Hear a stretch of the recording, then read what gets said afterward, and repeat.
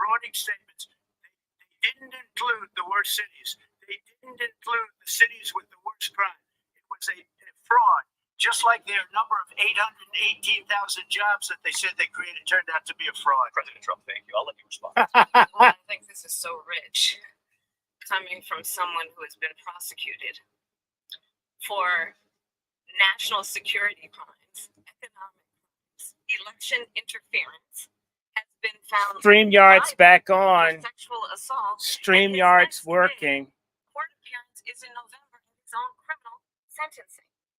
And let's be clear, where each person stands on the issue of what is important about respect for the rule of law and respect for law enforcement. Well, prostitution's illegal. Called for defunding federal law enforcement, 45,000 agents, get this, on the day after he was arraigned on 34 felony counts.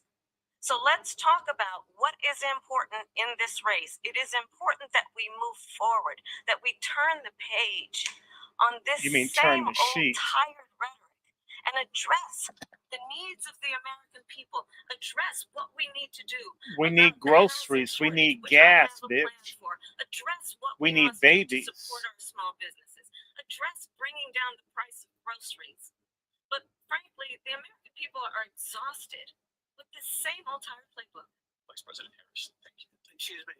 Every one of those cases was started by them against their political opponent, and I'm winning most of them, and I will win the rest on appeal. And you saw that with the decision that came down just recently from the Supreme Court.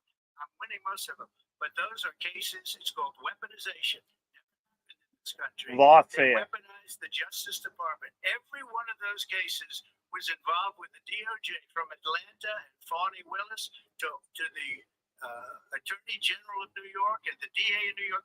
Every one of those cases, and then they say, "Oh, he's a criminal." They're the ones that made them go after me. By the way, Joe Biden was found essentially guilty on the documents case. Now, what happened in my documents case? They said, "Oh, that's the toughest of them all." A complete and total victory 2 months ago. It was thrown out. It's weaponization, and they used it, and it's never happened in this country. They used it to try and win an election. They're fake cases. President Trump, thank you. A really quick response here, Vice President Harris, on this notion of weaponization of the Justice Department. Tell the truth. Let's talk about extreme and understand the context in which this election in 2024 is taking place. The United States Supreme Court recently ruled that the former president would essentially be immune from any misconduct if he were to enter the White House again. Understand that this is someone who has openly said he would terminate, I'm quoting, terminate the Constitution of the United States, that he would weaponize the Department of Justice against his political enemies.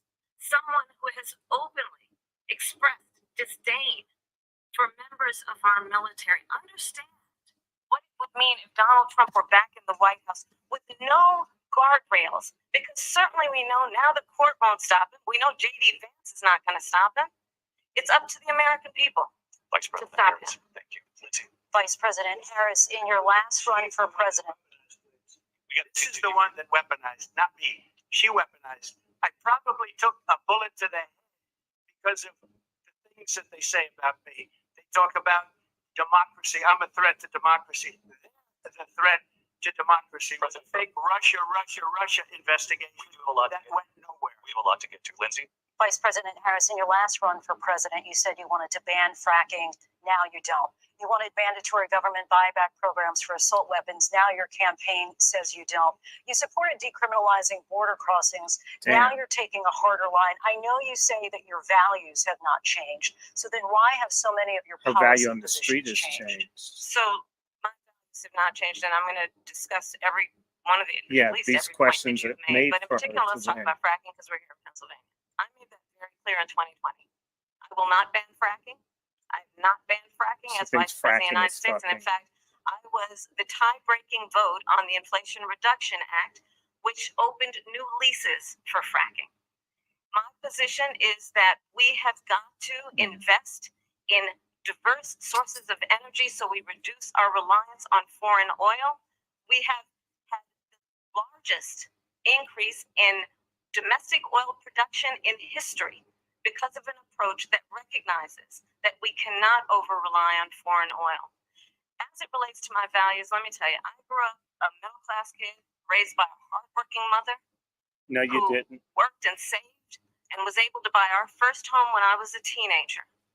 The values I bring to the importance of home ownership, knowing not everybody got handed $400 million on a silver platter and then filed bankruptcy 6 times, is a value that I bring to my work to say we are going to work with the private sector and home builders to increase 3 million homes, increase by 3 million homes by the end of my first term.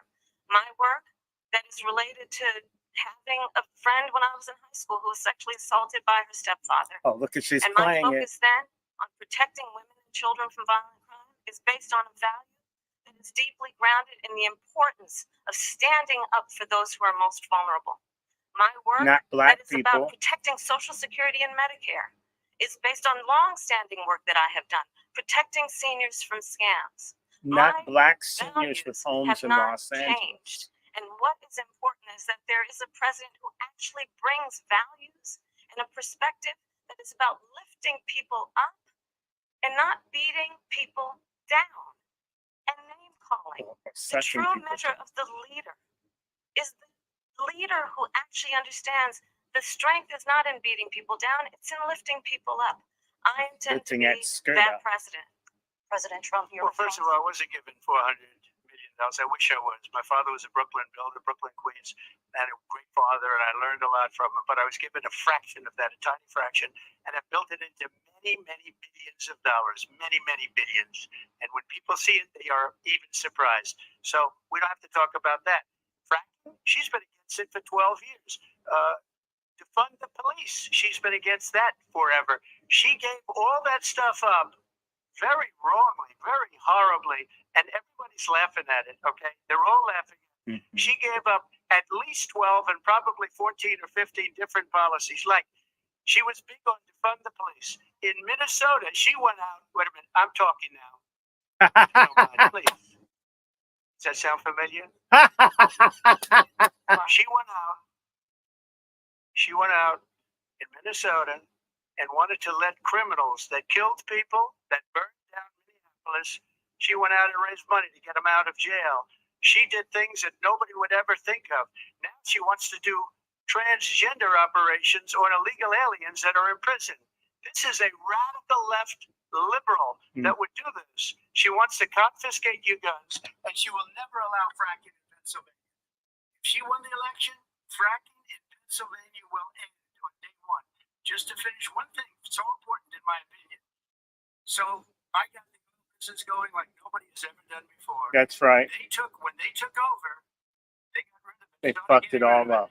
And the prices were going up the roof. It's killing They us. immediately let these guys go to where they were. I would have been 5 times, 4 times, 5 times higher. Because you're talking about 3.5 years ago.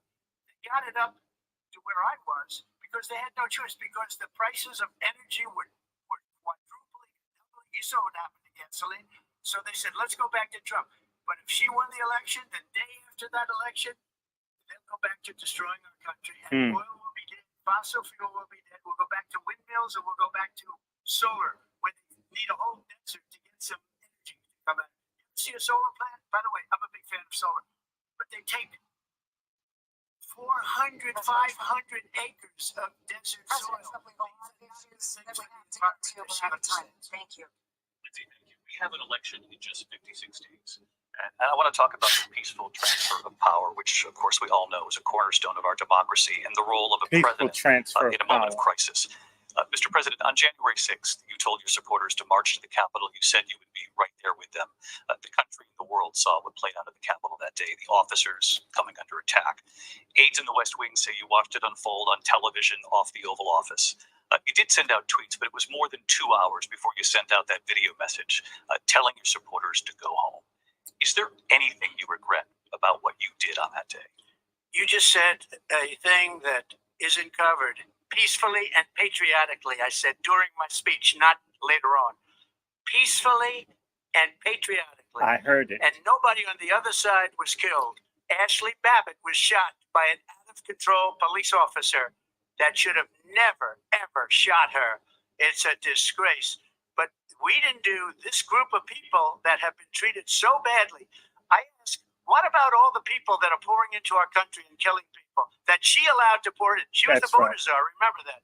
She was the border czar. She doesn't want to be called the border czar because she's embarrassed by the border. In fact, she said at the beginning, "Oh, I'm surprised you're not talking about the border yet." That's because she knows what a bad job they've done.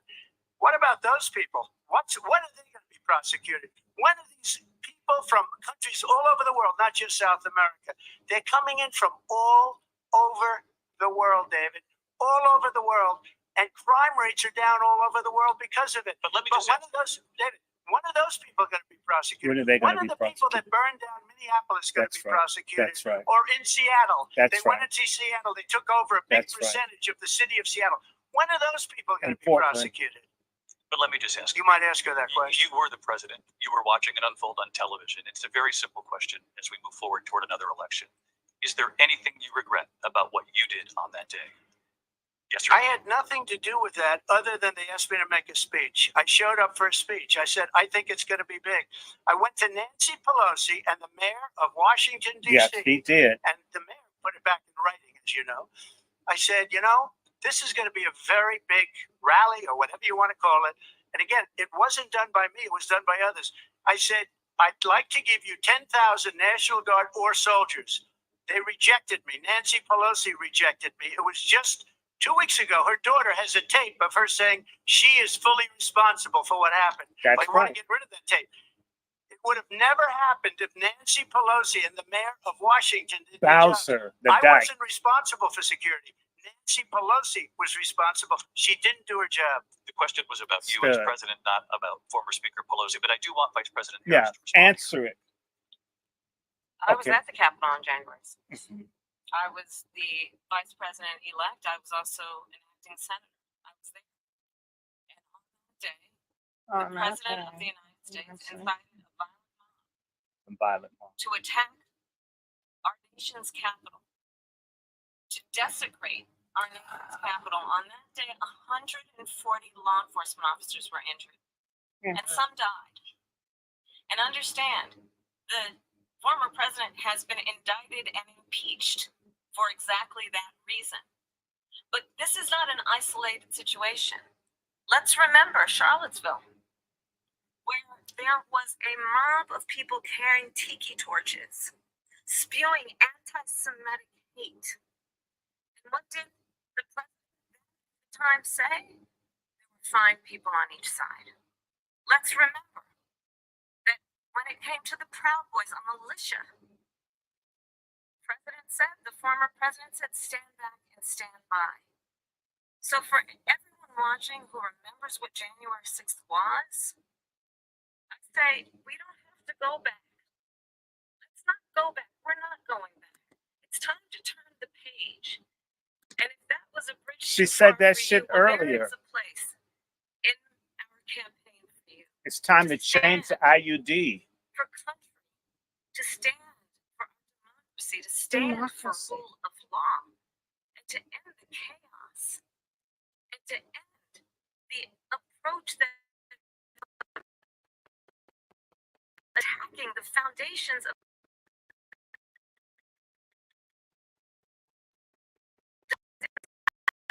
there will be a bloodbath if this and the outcome of this election is not to his liking. Let's turn the page on this. Let's not go back. Let's chart a course for the future and not go backwards to the past. Let me just follow up here. It was a different term that related to energy because they destroyed our energy business. That was where bloodbath was. Also, what Charlottesville, that story has been, as you would say, debunked. Laura Ingraham, Sean Hannity, Jesse, all of these people, they covered it. If they go an extra sentence, they will see it was perfect. It was debunked in almost every newspaper, but they still bring it up, just like they bring 2025 up. They bring all of this stuff up. I ask you this, you talk about the Capitol. Why are we allowing these millions of people to come through on the southern border? How come she's not doing anything? And I'll tell you what I would do, and I would be very proud to do it. I would say we would both leave this debate right now. I'd like to see her go down to Washington, D.C. during this debate because we're wasting a lot of time.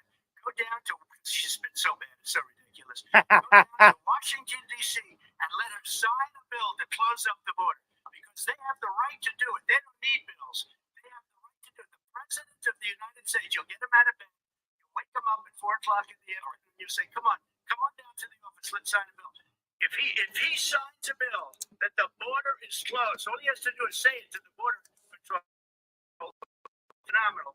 If the border is closed, Mr. those President, people are killing many people. Like J6.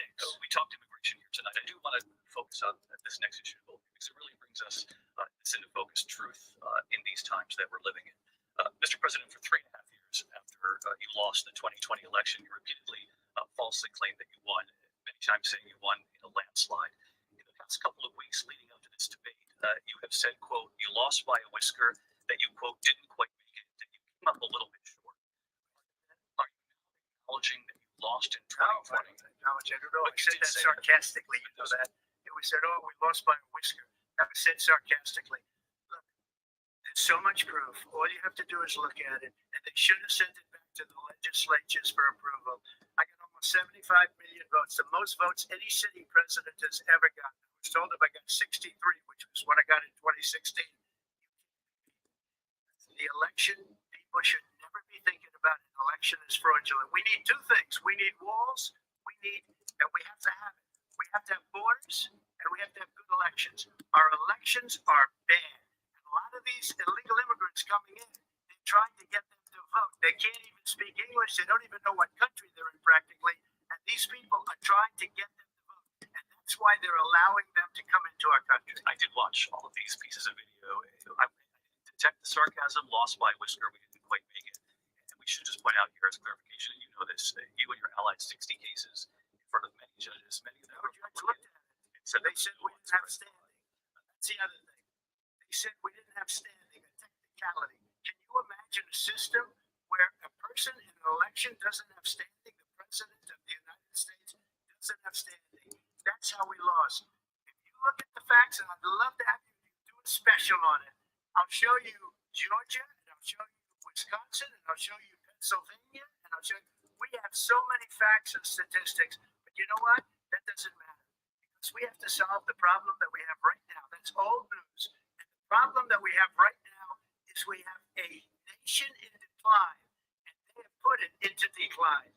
We have a nation that is. Mr. President, thank you. Vice President Harris, you heard the president there tonight. He said he didn't say that he lost by a whisker, so he still believes he did not lose the election. He didn't lose. That was won by President Biden and yourself. But I do want to ask you about something that's come up in the last couple of days. This was a post from President Trump about this upcoming election just weeks away. He said, when I win, those people who cheated, and then he lists donors, voters, election officials, he says will be prosecuted to the fullest extent of the law, which will include long-term prison sentences.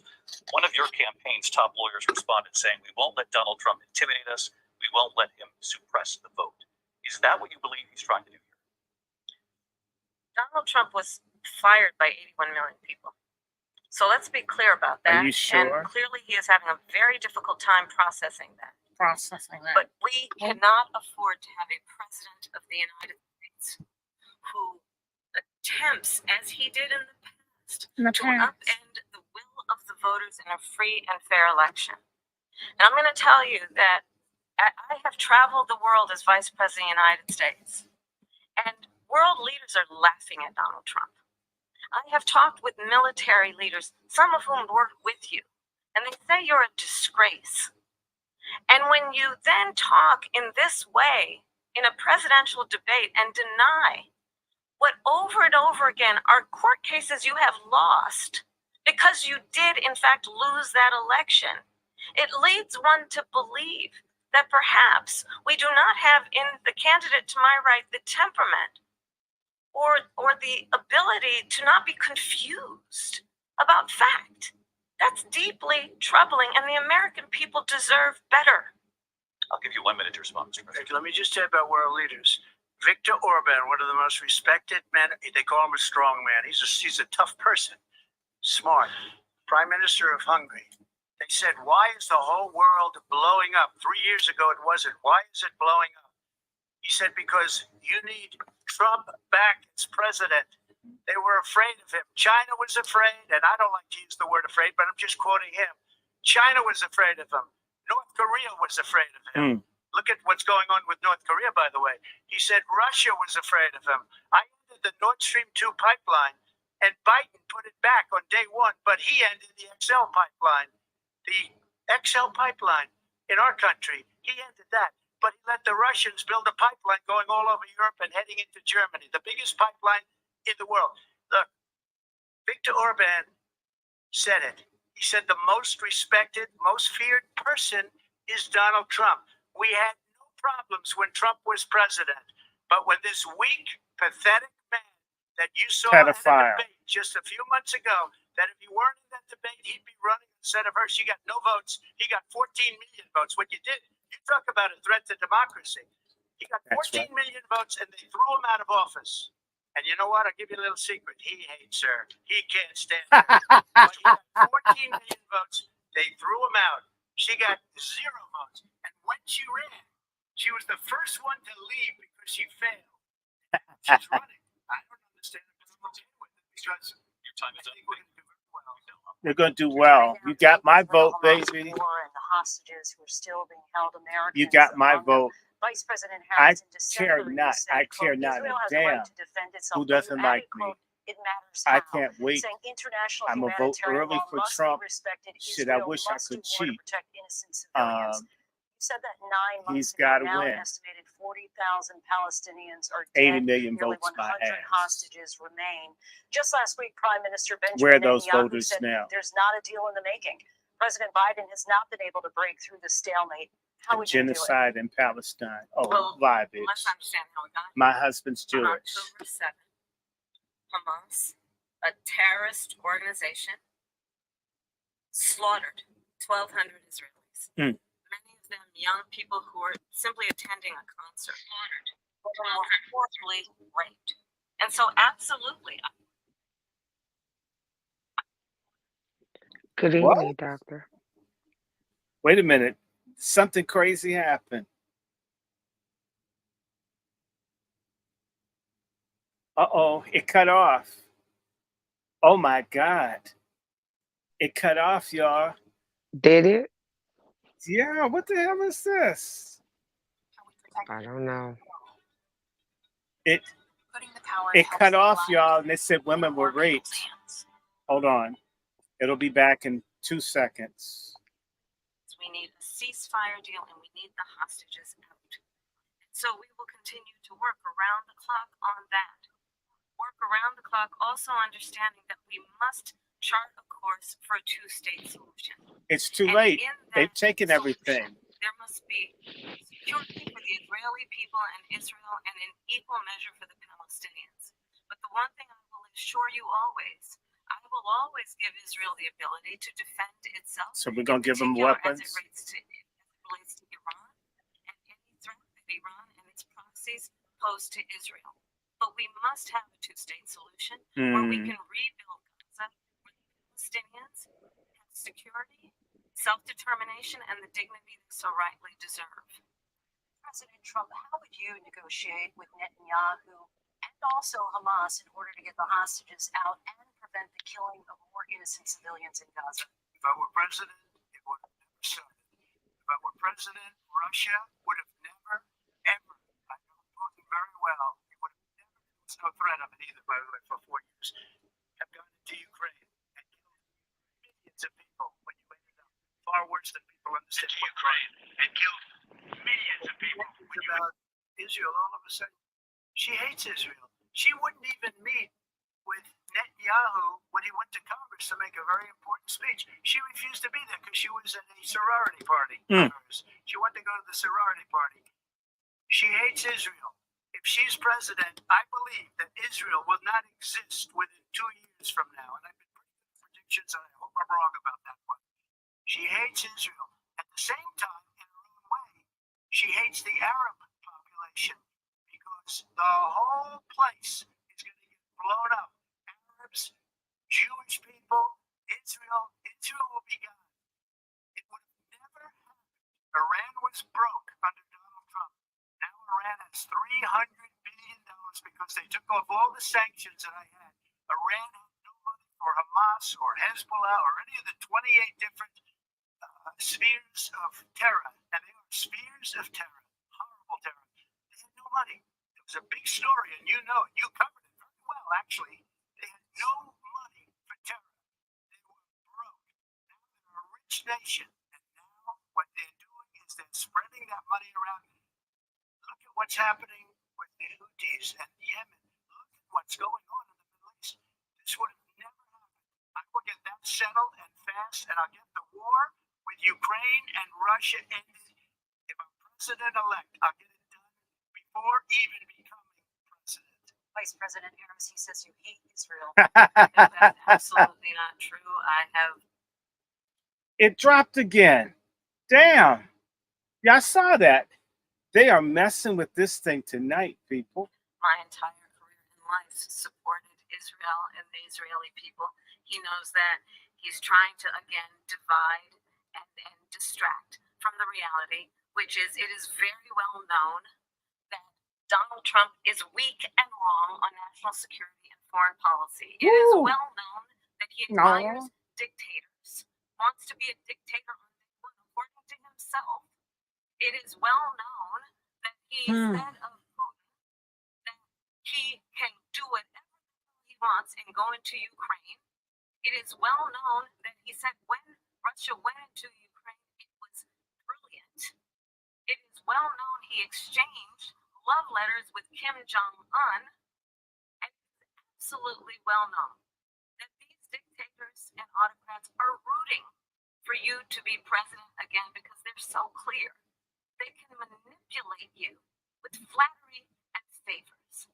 And that is why so many military leaders who you have worked with have told me you are a disgrace. That is why we understand that we have to have a president who is not consistently weak and wrong on national security. Time, bitch. Holding and respecting and Time, bitch. Cut her off. Vice President Harris, thank you. Damn. She's the one that caused it. That's weak on national security by allowing every nation last month for the year, 168 different countries sending people into our country. Their crime rates are way down. Putin endorsed her last week, said, I hope she wins. And I think he meant it because what he's gotten away with is absolutely incredible. It wouldn't have happened with me. The leaders of other countries think that they're weak and incompetent. Grossly incompetent. And I just ask one question. Why does Biden go in and kill the Keystone Pipeline and approve the single biggest deal that Russia's ever made, Nord Stream 2, the biggest pipeline anywhere in the world going to Germany and all over Europe? Because they're weak and ineffective. And Biden, by the way, is paying a lot of money. Thank you. We have a lot of issues to get to. And they cut him off. They didn't let him go. ABC News presidential debate from the National Constitution Center right here in Philadelphia. Okay, y'all. Trump's doing good tonight. They did not cut her mic, but cut his. And they used the black woman to cut him off. Black women, they're using y'all. Yeah, using black women. Well, a black looking woman, we don't even know if Listen, she's a lot of black American. Because they keep jumping in. Please let these white people work this shit out between themselves. Do not get in the middle of two white folk fighting. Neither side likes you. Leave it alone. Take care of busted up, broke down Black America. Take care of home.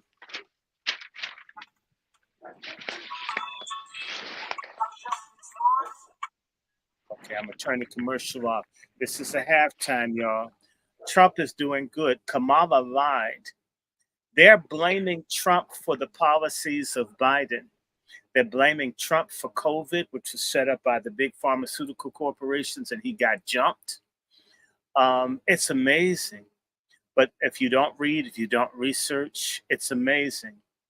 Kamala Harris is not, they're going to say she did well. I can already see they're going to say how well she did up against Trump. And they're going to try to give her some shine off of this. But if people take the time to check what Trump's saying, it'll be proven true. Kamala Harris is not telling the truth. She's not an honest person.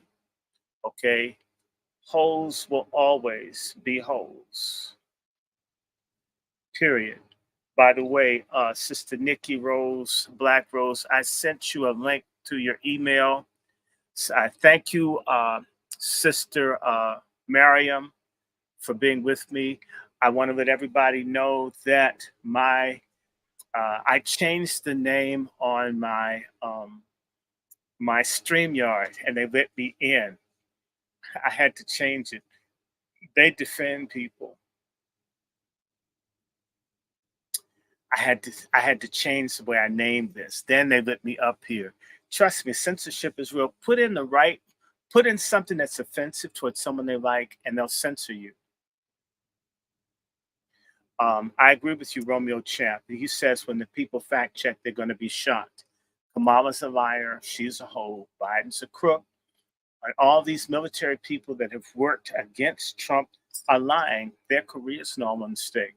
They set this man up, and he's going to come through all this. And so, again, welcome everyone to the Angry Black Man Book Club.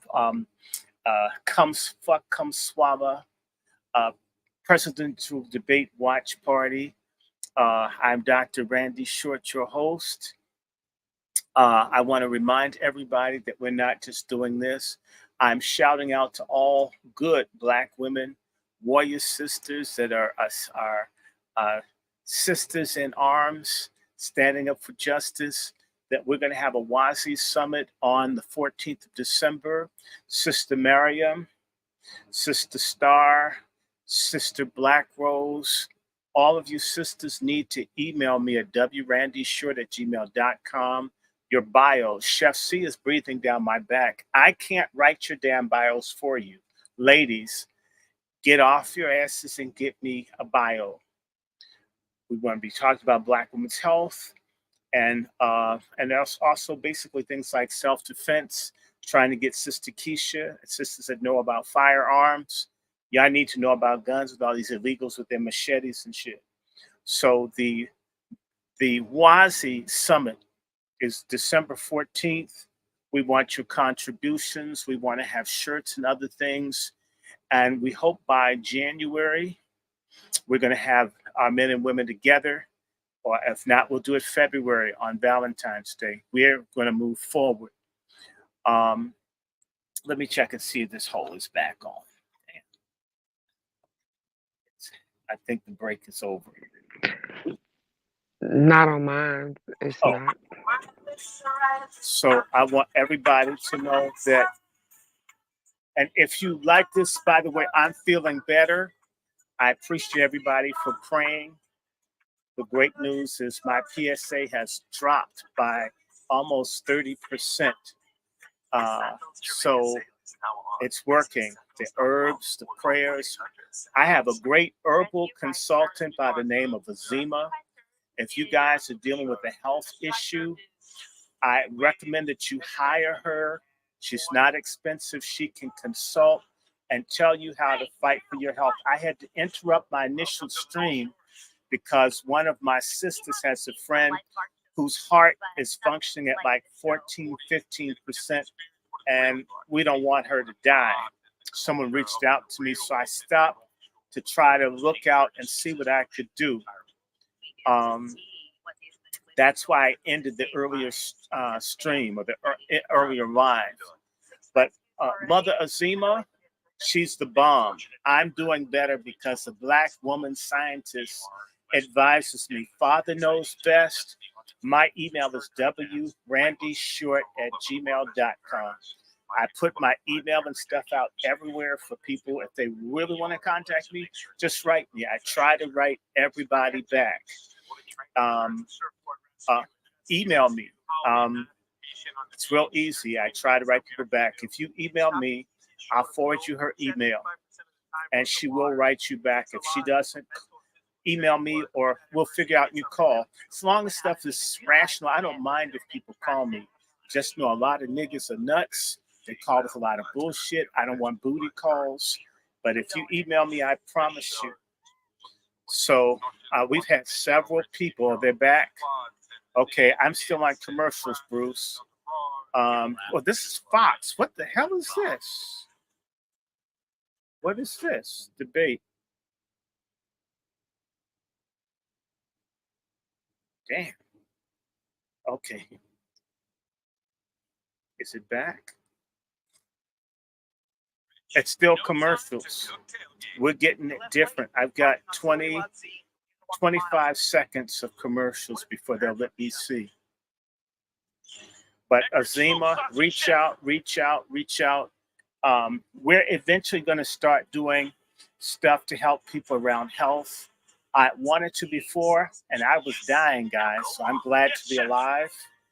I'm going to get back. There are all these nurses. Sister Miriam. That's right. They threw him out of the campaign like a dog. We don't even know. Is he our president? We have a president, Mr. President, that doesn't know he's alive. Your time is up. He doesn't Yes, know. sir. Question. Do you believe it's in the U.S. best interest for Ukraine to win this war? Yes, I I can. think it's the U.S. best interest to get this war finished and just get it done. All right. Because we have to stop all of these human lives from being destroyed. I want to take this to Vice President Harris. I want to get your thoughts on support for Ukraine in this moment, but also as Commander-in-Chief, if elected, how would you deal with Vladimir Putin? And would it be I any don't different know if from it's what in we're my seeing from community President page, but I share my Well, email. first of all, I just it's told you, important to WRandy remind the Short at former Gmail. president you're Real not running easy. against Joe Biden. Easy. I believe the reason that Donald Trump says that this war would be over within 24 hours is because he would just give it up. And that's not who we are as Americans. Let's understand what happened here. I actually met with Zelensky a few days before Russia invaded, tried through force to change territorial boundaries, to defy one of the most important international rules and norms, which is the importance of sovereignty and territorial integrity. And I met with President Zelensky. I shared with him American intelligence about how he could defend himself. Days later, I went to NATO's eastern flank, to Poland and Romania. And through the work that I and others did, we brought 50 countries together to support Ukraine in its righteous defense. And because of our support, because of the air defense, the ammunition, the artillery, the javelins, the Abrams tanks that we have provided, Ukraine stands as an independent and free country. If Donald Trump were president, Putin would be sitting in Kyiv right now. And understand what that would mean, because Putin's agenda is not just about Ukraine. Understand why the European allies and our NATO allies are so thankful that you are no longer president, and that we understand the importance of the greatest military alliance the world has ever known, which is NATO, and what we have done to preserve the ability of Zelensky and the Ukrainians to fight for their independence. Otherwise, Putin would be sitting in Kyiv with his eyes on the rest of Europe, starting with Poland. And why don't you tell the 800,000 Polish Americans right here in Pennsylvania how quickly you would give up for the sake of favor and what you think is a friendship with what is known to be a dictator who would eat you for lunch. Vice President Harris, thank you. We've heard from both of you on Ukraine tonight. Afghanistan came up in the last hour. I wanted her to respond to something you said earlier, and I'll give you a minute here. Putin would be sitting in Moscow, and he wouldn't have lost 300,000 men and women, but he would have been sitting in Moscow. Quiet, please. He would have been sitting in Moscow much happier than he is right now. But eventually, he's got a thing that other people don't have. He's got nuclear weapons. They don't ever talk about that. He's got nuclear weapons. Nobody ever thinks about that. And eventually, maybe he'll use them, and maybe he hasn't been that threatening, but he does have that. Something we don't even like to talk about. Nobody likes to talk about it. But just so you understand, they sent her to negotiate peace before this war started. 3 days later, he went in and he started the war because everything they said was weak and stupid. They said the wrong things. The war should have never started. She was the emissary. They sent her in to negotiate with Zelensky and Putin, and she did. And the war started 3 days later. And that's the kind of talent we have with her. She's worse than Biden. I think he's the worst president in the history of our country. She goes down as the worst vice president. She really goes down. Let me tell you something.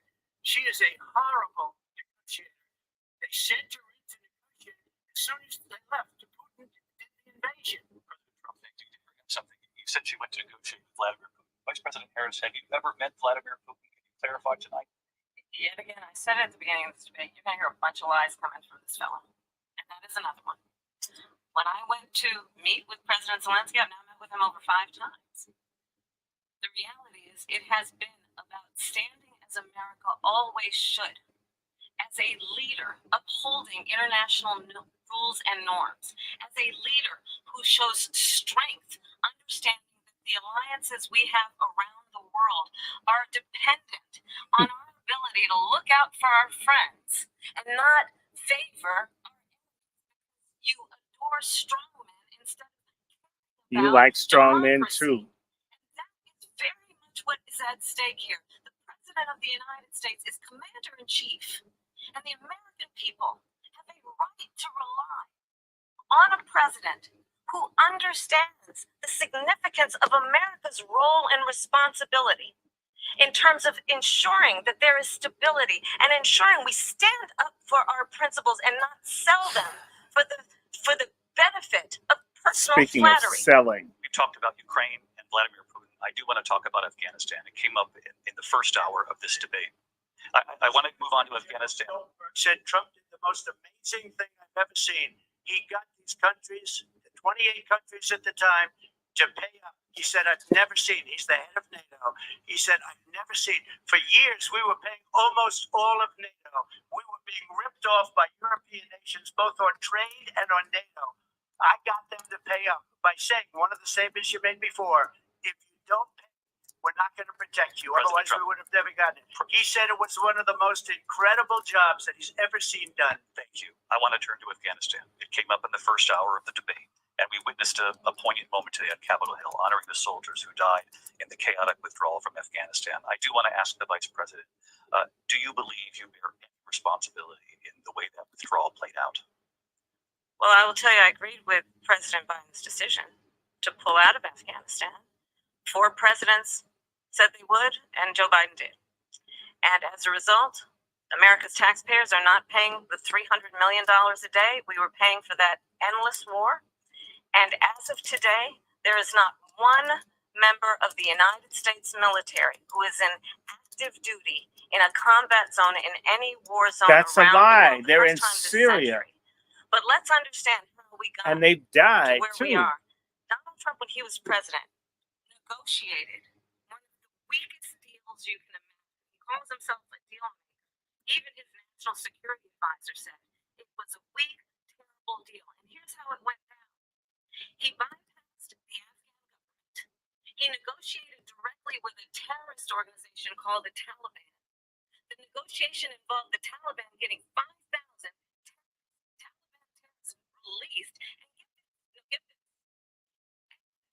the president at the time invited the Taliban to Camp David, a place of stories for us as Americans, a place where we honor the importance of American diplomacy, What where do you we know about invite and honor? receive respected world leaders. And this former president, as president, invited them to Camp David But because she almost he called does him a not, pimp. again, appreciate the role and responsibility of the President of the United States to be Commander-in-Chief with a level of respect. Mm. And this gets back to the point of how he has consistently disparaged and demeaned members of our military, fallen soldiers, and the work that we must do to uphold the strength and the respect of the United States of America around the world. Vice President Harris, thank you. President Trump, your response to her saying that you began the negotiations thank with the you. Taliban. So, if you take a look at that period of time, Taliban was killing our soldiers, a lot of them. And I got involved with the Taliban because the Taliban was doing the killing. That's the fighting force within Afghanistan. They don't bother doing that because, they deal with the wrong people all the time. But I got involved. And Abdul is the head of the Taliban. He is still the head of the Taliban. And I told Abdul, don't do it anymore. You do it anymore, you're going to have problems. And he said, why do you send me a picture of my house? I said, you're going to have to figure that out, Abdul. And for 18 months, We had nobody killed. We did have an agreement negotiated by Mike Pompeo. It was a very good agreement. The reason it was good, it was we were getting out. We would have been out faster than them, but we wouldn't have lost the soldiers. We wouldn't have left many Americans behind, and we wouldn't have left $85 billion worth of brand new, beautiful military equipment behind. And just to finish, they blew it. The agreement said you have to do this, and they didn't do it. They didn't do it. The agreement was terminated by us because they didn't do what they were supposed to do. I want to move on. And these people did the worst withdrawal, and in my opinion, the most embarrassing moment in the history of our country. And by the way, that's why Russia attacked Ukraine, because they saw how incompetent she and her boss are. President Trump, thank you. I want to move on now to race and politics in this country. Race Mr. and President, politics. You recently said of Vice President Harris, quote, "I didn't know she was black until a number of years Oh, ago. yes. She happened to turn black, and now she wants to be known as black." I want to ask a bigger picture question here tonight. Why do you believe it's appropriate to weigh in on the racial identity of your opponent? I don't care. I don't care what she is. I don't care. You make a big deal out of something. I couldn't care less. Whatever she wants to be is okay with me. But those were your words, so I'm I don't asking. know. I don't know. I mean, all I can say is I read where she was. She put out. I'll say that. She was black. It's okay. Either one was okay with me. That's up to her. That's up to her. Vice President Harris, your thoughts on this? I think it's honestly, I think it's a tragedy that we have someone who wants to be president who has consistently, over the course of his career, attempted to use race to divide the American people. You know, I do believe that the vast majority of us know that we have so much more in common than what separates us, and we don't want this kind of approach that is just constantly trying to divide us, and especially by race. And let's remember how Donald Trump started. He was land, he owned buildings. He was investigated because he refused to rent property to black families. Let's remember, this is the same individual who took out a full-page ad in the New York Times calling for the execution of 5 young black and Latino boys who were innocent, the Central Park 5. Took out a full-page ad calling for their execution. This is the same individual who spread birther lies about the first black president It's of true. the United It's a States. fake ass birth certificate. And I think the American people want better than that. They want better than you. this. Want someone who understands, as I do. I travel our country. We see in each other a friend. We see in each other a neighbor. A pimp. We don't A want John. a leader who is constantly trying to have Americans point their fingers at each other. I meet with people all the time who tell me, can we please just have discourse about how we're going to invest in the aspirations and the ambitions and the dreams of the American people? Knowing that regardless of people's color or the language their grandmother speaks, we all have the same dreams and aspirations and want a president who invests in those, not in hate and division. Vice President Harris, Lindsay. President Trump, this is now your 3rd time. This is the most divisive presidency in the history of our country. There's never been anything like it. They're destroying our country. And they come up with things like what she just said. Going back many, many years, when a lot of people, including Mayor Bloomberg, agreed with me on the Central Park 5, they admitted, they said, they pled guilty. I said, well, if they pled guilty, they badly hurt the person, killed the person ultimately. And if they pled guilty, then they pled, we're not guilty. But this is a person that has to stretch back years, 40, 50 years ago, because there's nothing now. I built one of the greatest economies in the history of the world, and I'm going to build it again. It's going to be bigger, better, and stronger. But they're destroying our economy. They have no idea what a good economy is. Their oil policies, every single policy. And remember this, she is Biden. You know, she's trying to get away from Biden. I don't know the gentleman, she says. She is Biden. The worst inflation we've ever had. a horrible economy because inflation has made it so bad, and she can't get away with that. Thank you. Time's up. Briefly.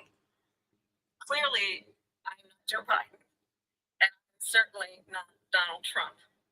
And what I do offer is a new generation of leadership for our country. One who believes in what is possible, one who brings a sense of optimism about what we can do. I'd be instead of optimistic if always blowjobs could make disparaging me the president. American people. I believe in what we can do to strengthen our small businesses, which is why I have a plan. Let's talk about our plans. To help And let's compare the illegals and plans. foreigners, I no have a FBA plan small To businesses, give startup to businesses take money from black $50,000 people and tax give it to deduction illegals and to others. pursue That's what Facts. that bitch is their talking about. innovation, their ideas, their hard work. I have Steal a from plan, blacks and give to $6,000 others. for young Steal families from for the white first year of your taxpayers child's and give life to others. to help you in the most critical Exactly. stages of development. I have a plan that Yeah, is about a final allowing solution people for to be able black to pursue Americans. what has been fleeting in Food terms of the trucks American and dream taking the by offering Freedmen's Bank a and giving it to down everybody but payment of us. Y'all need to $25,000 understand down where the payment hell this assistance is coming for from. first-time home buyers. That's No. the kind of conversation I believe that people They really want shape tonight, these questions as to help opposed to a her. conversation You need that to is ask your own constantly damn about questions. belittling I'm just saying. and name calling. Let's turn the page Vice and President move Harris. forward. Exactly, doctor. Cut her ass off. President Trump. Let's turn to policy, please.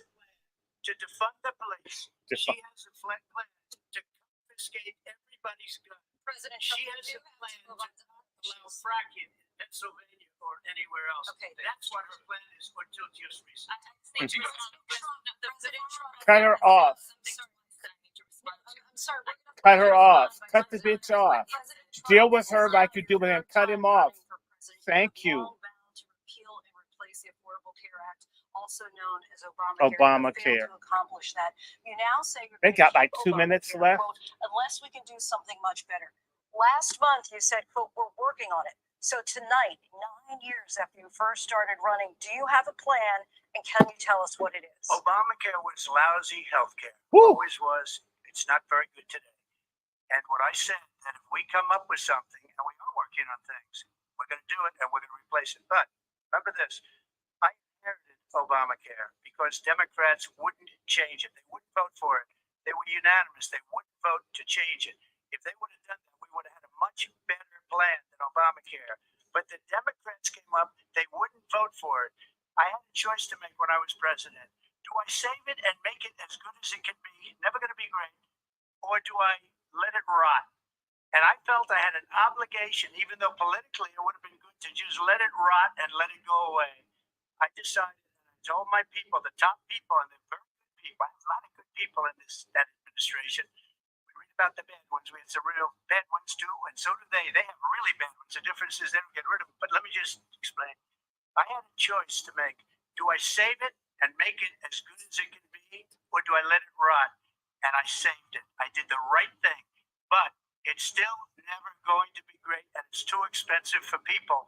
And what we will do is we're looking at different plans.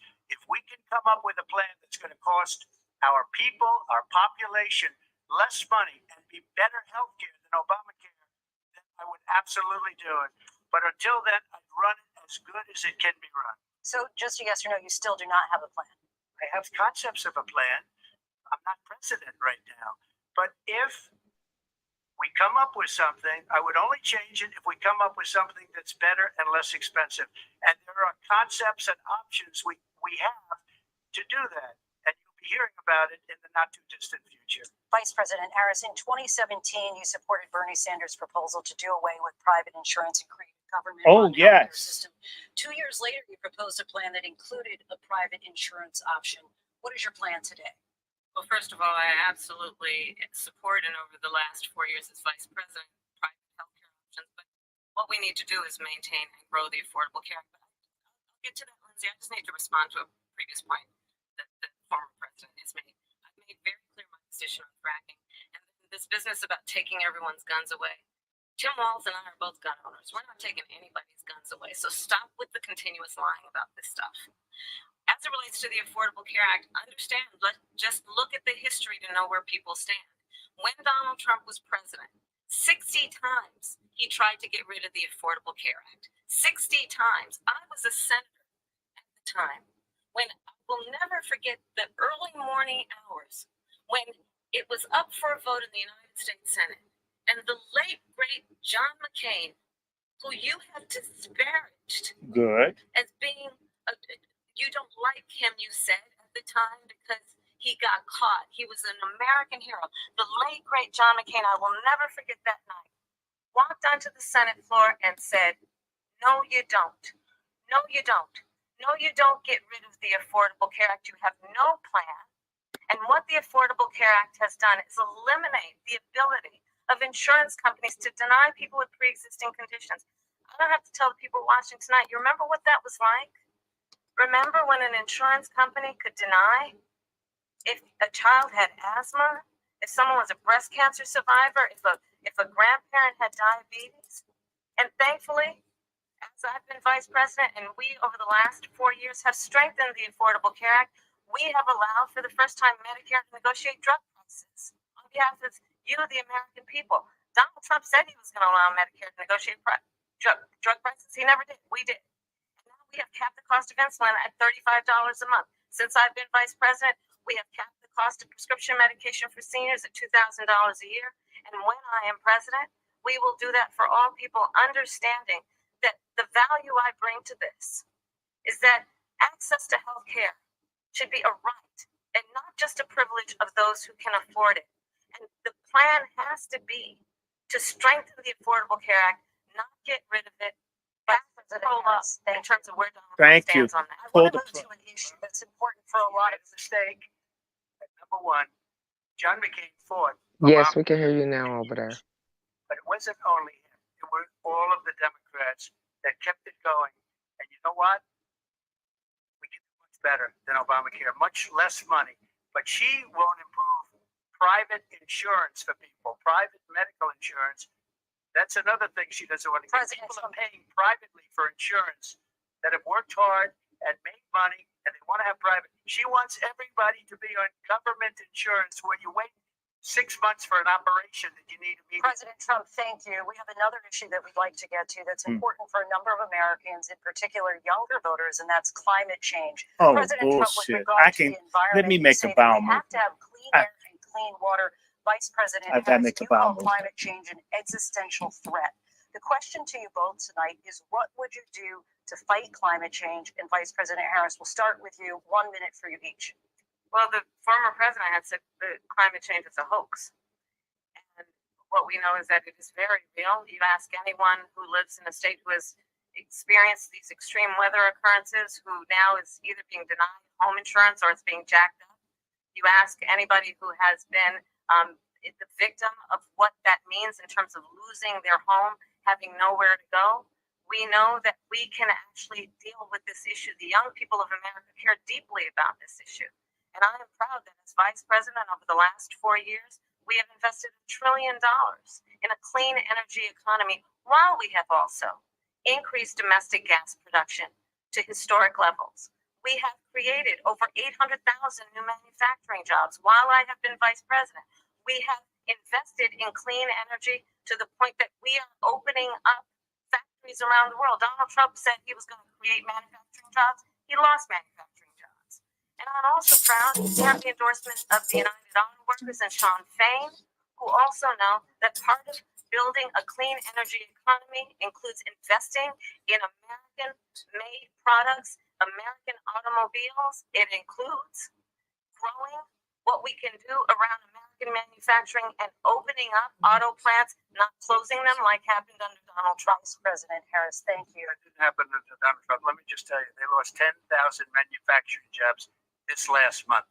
It's going, they're all leaving. They're building big auto plants in Mexico, in many cases owned by China. They're building these massive plants, and they think they're going to sell their cars into the United States because of these people.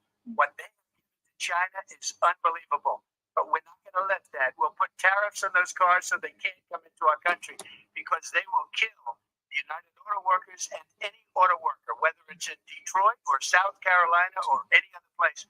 What they've done to business and manufacturing in this country is horrible. We have nothing because they refuse. You know, Biden doesn't go after people because supposedly China paid millions of dollars. He's afraid to do it between him and his son. They get all this money from Ukraine. They get all this money from all of these different countries. And then you wonder, why is he so loyal to this one, that one, Ukraine, China?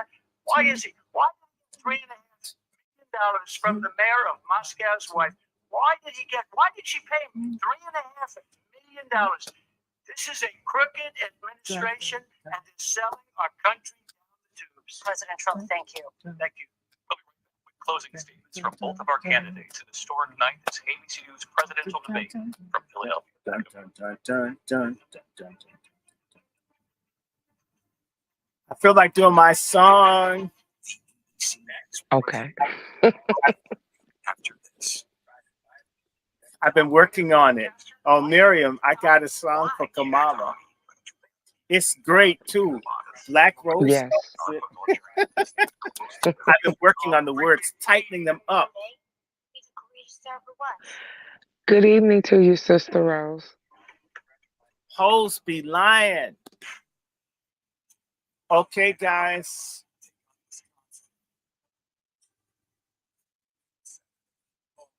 Kamala Harris is a liar, guys. Kamala Harris is lying through her teeth. They wrote these questions to help Kamala, and even with the questions in her favor, she's not. Nobody's asked about her record in California. It's only Trump's record that's been questioned.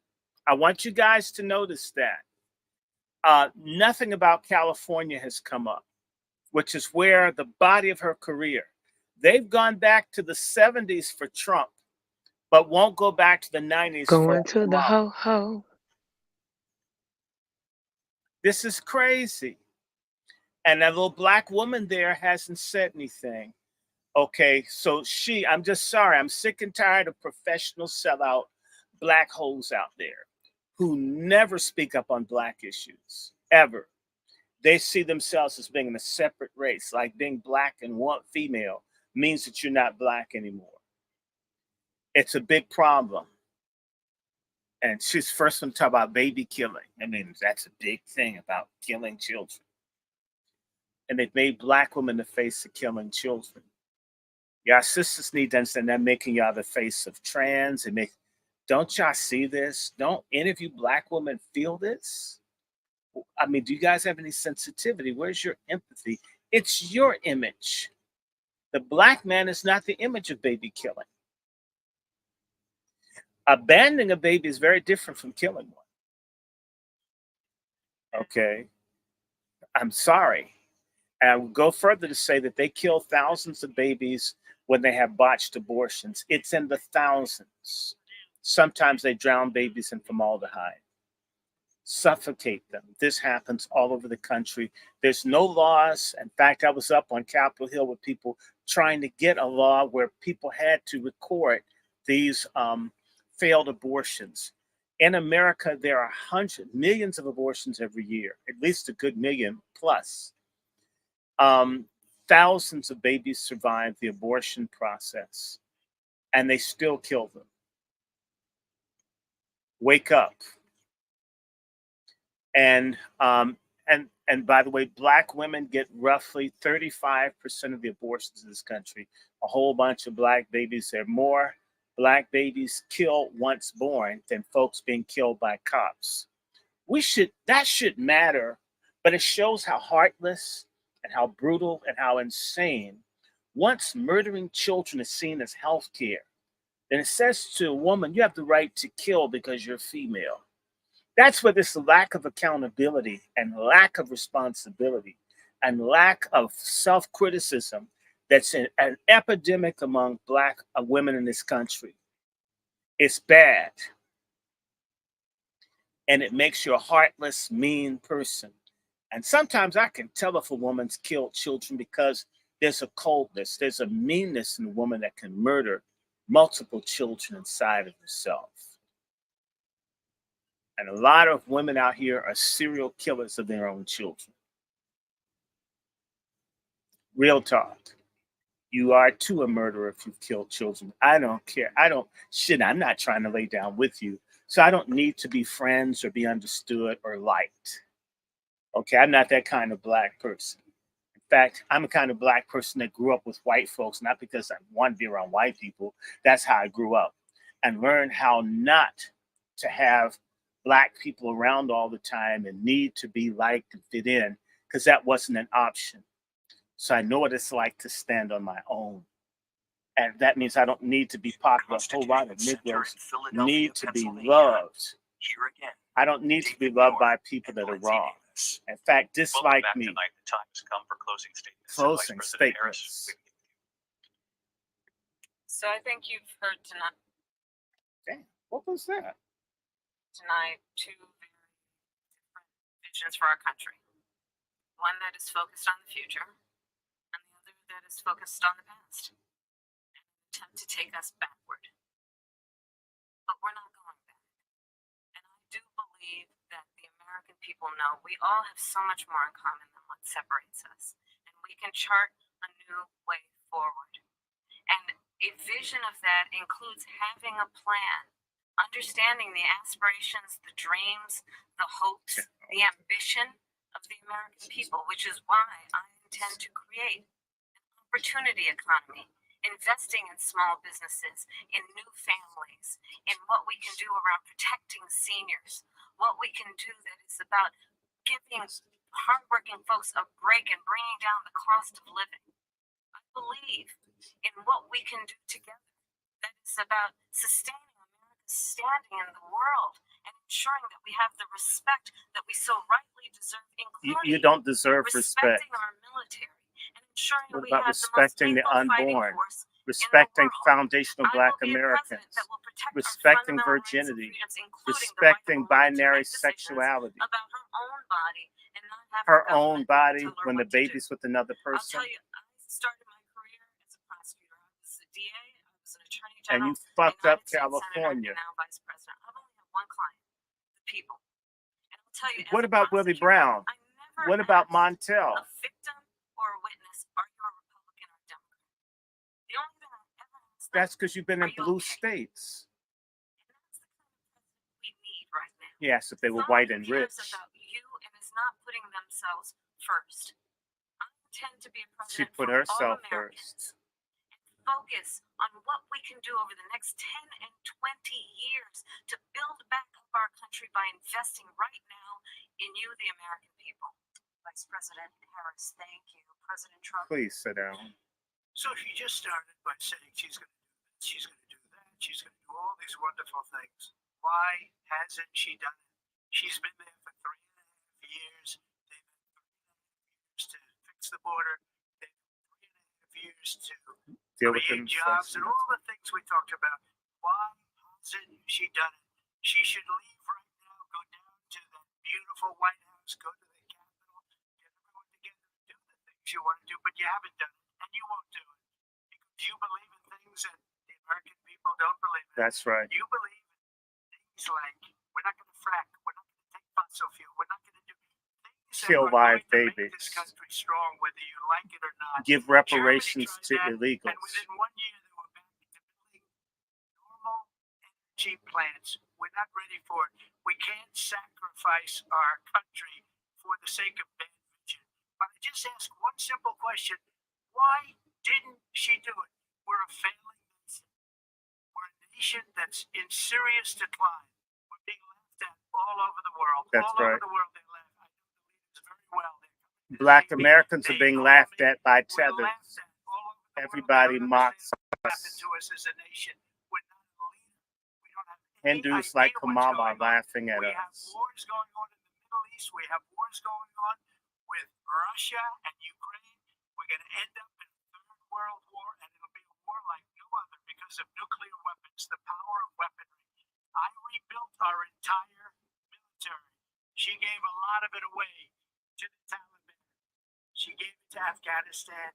What these people have done to our country, and maybe toughest of all, is allowing millions of people to come into our country. Many of them destroying our country, the worst president, the worst vice president in the history That's right. of our country. Amen. President Trump, thank Praise you. God. And that is our ABC News presidential debate from here in Philadelphia at the National Constitution Center.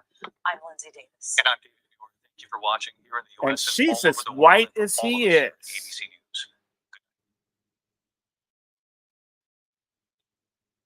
All right, there you have it. History made tonight in Philadelphia as the Trump-Harris debate Whew. comes to an end. Okay. Let's bring in our panel for reaction. All right, Mark, you had a lot to say during this. The feeling that the moderators were putting a weight on the scale, that they were following up with him in a different way than her, that the topics were not good ones for her, but not good for her, not good for him. Let me say, Jake Tapper and Dan Abash did a great job in the first debate, so I gave them probably forward. These moderators were terrible. I mean, they asked one question about her flip-flops and didn't follow up, and then everything Trump said, they were following up and pressing him on. Some ridiculous question about would you veto a national abortion ban that can't, which he pointed out, can't be passed because there's not enough votes in the Senate. You need 60 votes to do it. But the problem is when you're complaining about the moderators, when you're complaining about the rest, you're losing. And she was very prepared. She had clearly studied. She had planned a series of putting debate from everything from the Central Park 5 to January 6th, and unfortunately he kept taking the bait. And he was talking about January 6th. At one point, he even brought it up himself. And that's every minute you're doing that, he barely talked, for example, about EVs. So she supported, one of her flip-flops is she supports an EV mandate. And if you want an EV mandate, she had a bill that she introduced that would ban all gas-powered cars, mandate all EVs by 2040. Michigan's in play. Auto workers, he shouldn't be talking about that. And the moderators, pushed him in that direction, and the opposition, they teamed up to get him to take the bait, and he took it, unfortunately. Marie, you were feeling very good about this, but again, there are so many positions from her that I think everybody would have liked to hear a bit more of an articulation of where she is and if there's been an evolution. She didn't how that have played to out, say but anything. Otherwise, you feel like this was a good night for her. I mean, this was a debate about who these two candidates are. Sure, they talked about policy, but this is a debate about who they are. Donald Trump was incoherent. He went down rabbit holes. Okay. He was Feminist, angry. He was mean. feminist. He didn't look presidential. Feminist. Kamala Harris showed up prepared. She had studied. She Okay. had a vision for the future. Okay, guys. See how they're going to do this? So everything was steered towards helping her. They recognize that. Then they blame him how he deals with this skewed debate. Do you see what I'm saying to you? You set it up for him to lose, and he scuffles to keep his standing, and then you attack how he scuffles against the unfair handicap. This is amazing. And again, they didn't do anything. They did nothing to bring up anything that's not right about her. That's right. This was supposed to be her big win. It's not. Donald Trump did not lose. Donald Trump won. We didn't learn anything that Kamala Harris was about. She talked in generalities without any clear thing of what she could do, will do, has done. Just know that. They attacked Donald Trump based on what his policies were, what he had done. They never asked her what she did or did not do. She took credit for things in California, but no one ever followed up and asked anything about California, where you could see where she had time, where she had agency. Maybe there's not a lot of agency. Vice presidents don't do shit typically. But where she was a prosecutor, she kept bringing up her great record.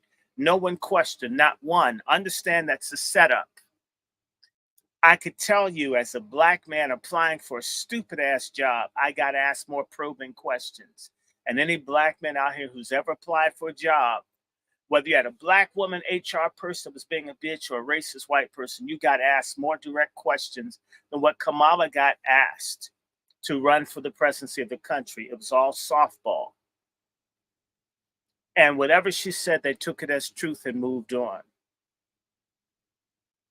Notice how the black lady and even was very reluctant to cut Kamala off to make certain that she made her point. They cut Trump off more aggressively. Trump got mad when they recognized how it looked unfair towards the end of the debate. They let Trump go a little longer. That's to avoid from looking like they were unfair. But it can't be Exactly. missed. It can't be missed. Okay. Worked in television news about 4 years. This, it's obvious. Tomorrow they're going to make a Kamala Harris just a bona fide winner, and that she did so much better than Biden, and that they're going to make it seem as if Trump lost his cool and he couldn't handle it. And I think Trump dealt with the issues. We're concerned about energy, about food, about jobs, about inflation, about national security, about having the right to defend yourself with firearms and other things. Donald Trump was spot on with what people need. This bitch sold us moon dust. That's like talk about a blowjob you never gave anybody. She is a promissory blowjob to the nation with no guarantee. It's not a tangible blowjob. Donald Trump has talked about tangible things that he's done for the country. Kamala Harris did not have that. Okay, I don't care. I just want you to understand. Donald Trump, you can see a track record. He's built something. He's created something.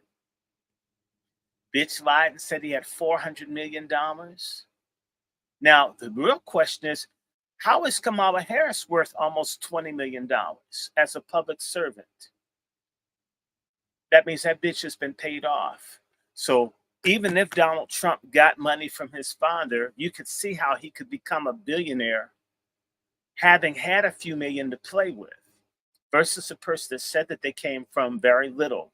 Now they're worth about 15 to 20 million dollars. Where did that damn money come from? As a public servant. That means bribes, kickbacks, corporate boards, shit that they gave you when you let all those black people die on the streets of Los Angeles, when you let the banks off for giving subprime and predatory loans to black people. That's where her millions come from. Anybody that votes for Kamala Harris, in particular black and female, bitch, you deserve for the illegals to do whatever they do to you. Whose neighborhood do you think they're going to push those people in? Whose neighborhood have they removed the men of fighting age? And whose community are they directing men of fighting age into? Illegally. Who are the police refusing to prosecute? There are a lot of older black women that are single. They're going to have their homes invaded. They're going to have their shit stolen. They're going to disappear. It's already happening. How long before these people learn about America that no one really cares? How many young black females are going to disappear? How many kids are going to get raped and so forth? And none of these people of color are tethers taught to the police.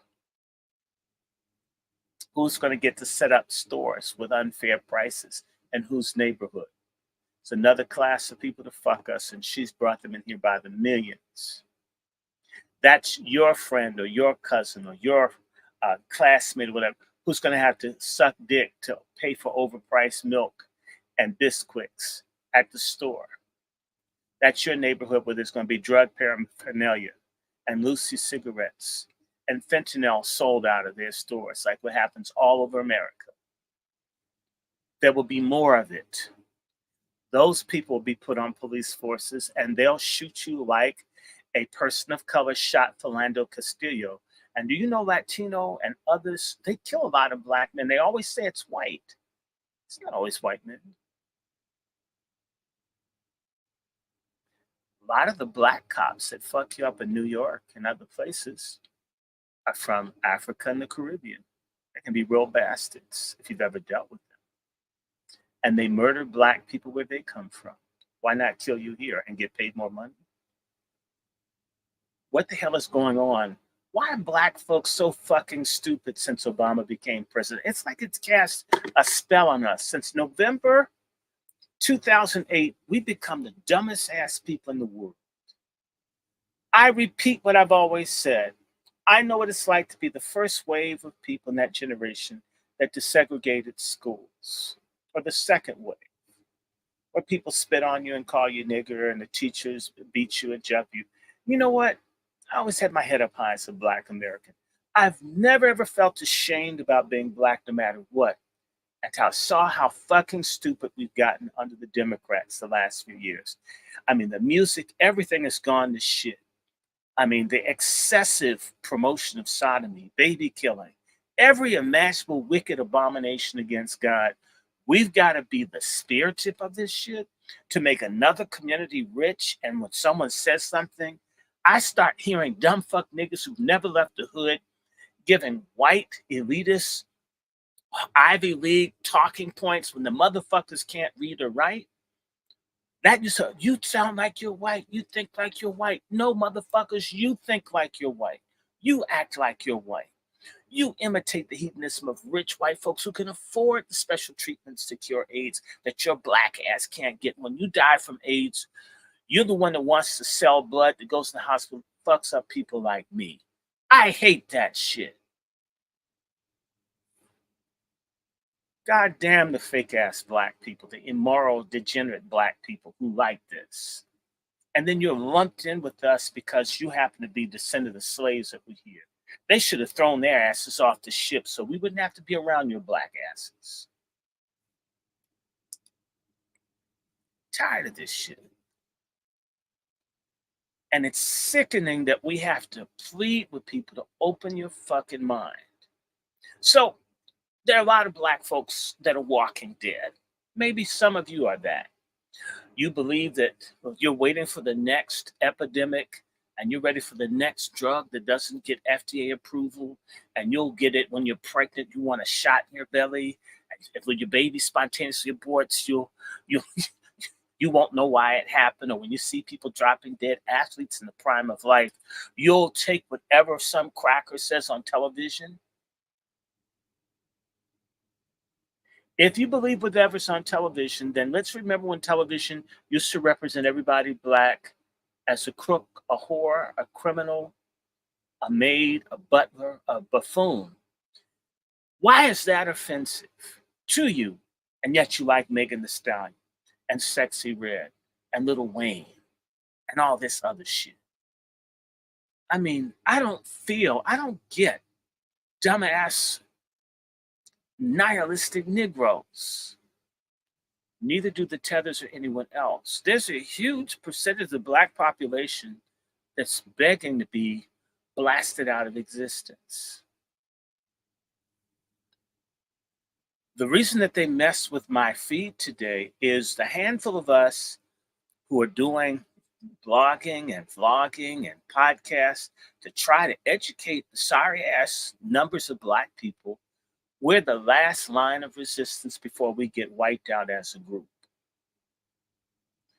We shouldn't have to work so hard.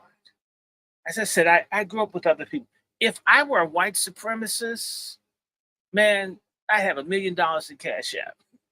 Not that I've won $1 million, just because it says, man, you're standing strong for white this or that, right? Black people, they take it as a given, and yet when they're in trouble, they don't have any backup. How does Kamala get this kind of support? What's wrong with the people that damn stupid? You know who was stupid like this? European Jewry that didn't think, even with Hitler's book out saying, we're gonna fuck up Jews, he doesn't mean it. That's not true. And you need to know that the Jewish people in Europe, a lot of them attacked Jewish people that tried to tell them the truth. Didn't want to hear it, got angry. Then they got gassed, made into soap. In fact, maybe they'll make us into black soap. What are you doing to protect your community? And as much as I support nonviolence, some ass is going to have to be kicked. People don't recognize this, but I'm going to tell you something. There were Jews who cooperated with Germans in the Holocaust. Do you know the Jews off those people? Yeah, they did. We're the only people where no matter what you do to hurt a group, nobody will do anything to you. That must change. In the interim, don't vote for Kamala Harris. Stay your ass at home. If you can't understand that Trump's a better deal and you know that this bitch is a crooked liar, then don't vote.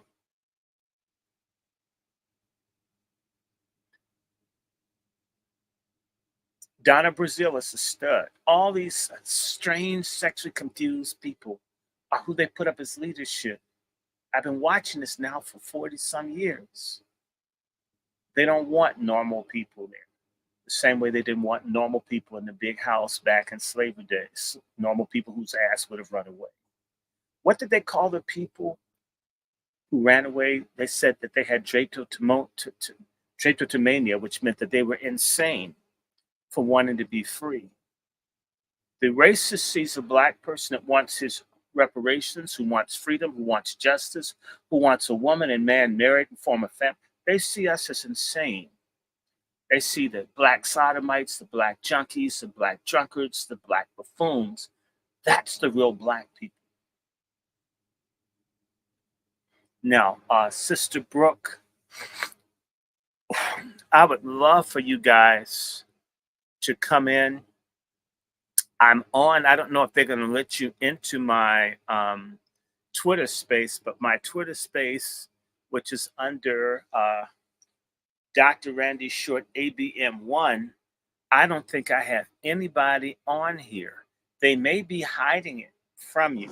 Let me try to log in, Randy, and see. Yeah, they do it. They're trying hard, but that's okay. Do you realize they won't? I can't get one person.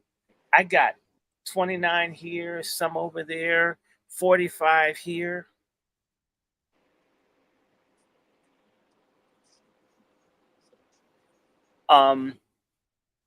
And I don't even get to do deep stuff. I want to. I had wanted to do some book stuff, but this doesn't have to go long. I can stop in a second, but we had to have this. And this person said, Menac won. This person is so right. A DA and a president are two damn different jobs. And a lot of district attorneys persecute all over the country. They brought in women, blacks, and others to frame black men who couldn't afford attorneys. It's easy to get convictions and accuse people of shit they can't fight and threaten, I'm going to give you 20 years if you don't plead guilty. You're not really that good. You use the power of the state to force people to testify against themselves. That's a violation of their constitutional right. Like pleading the fifth, you don't have to incriminate yourself. And how dare them demand that they incriminate themselves? Kamala Harris talked about the Central Park Five and ignored the thousands of black men she illegally held in jail. You're back. Is this you? Sister Miriam, can you hear me? Yes, I can hear you. Okay, y'all. It's time for a discussion. And again, I'm trying to figure this out. Let me see. I may go up on another. I'll go up on another Twitter space. Let me see what I can do. I'm going to try to make this available so we can talk. They do not like us talking to each other. Let's see if I can get to Twitter. Okay, let me do a space. Spaces. Start your space.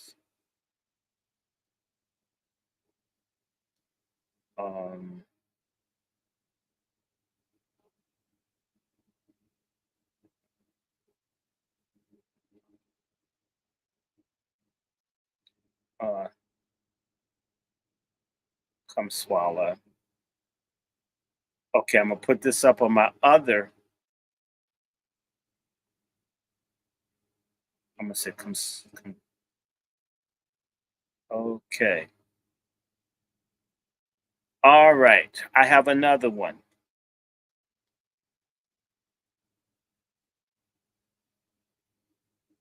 Wait a minute, I need to do this again because I don't think I had this recorded. Okay, well, give us the one we need to log on to. Hold on, let me go back. Spaces. Adjust settings. View settings. Right. Hold on. Wait a minute. I'm going to get this. I'm going to end this space real fast. Hold on. This thing. Wait a minute. Let me go back. Spaces. Record space. There. I'm going to do another one. I'm going to be on 2 Twitter things just to see. They do not want us to have these discussions. Okay, I just logged into the first one.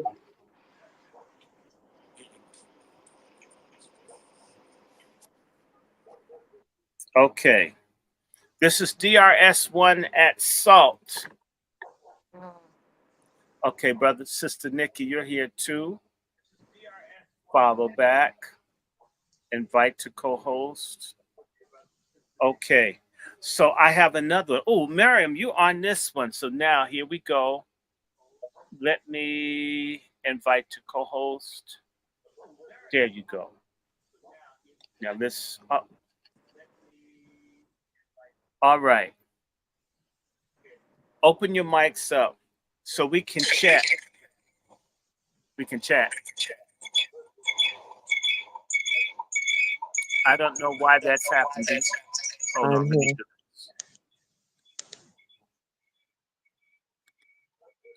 Okay. Try it again. Open your mic up, Black Rose. Hello? Okay. Okay, let me turn this over on the office. Yeah. Okay. Okay, guys. All right, it's fine. It's not echoing. And hey, if you guys want to talk, well, I'm on 2 Twitter spaces. Oh, we got Sister Brooke. No, I've got multiples. I've always had to have lots of these just to keep from being silenced. You have to. I have multiple. I got like 4 just, So, Sister Brick, she's up in here. I know she's going to say something. Okay. Everybody. And sisters in particular, you guys have to take the lead on this. When we men say something, we hate women. Can you imagine? I mean, if a woman like robs me, if I say something, I hate women. I can't say I'm a victim. Only women can. That's some feminism shit.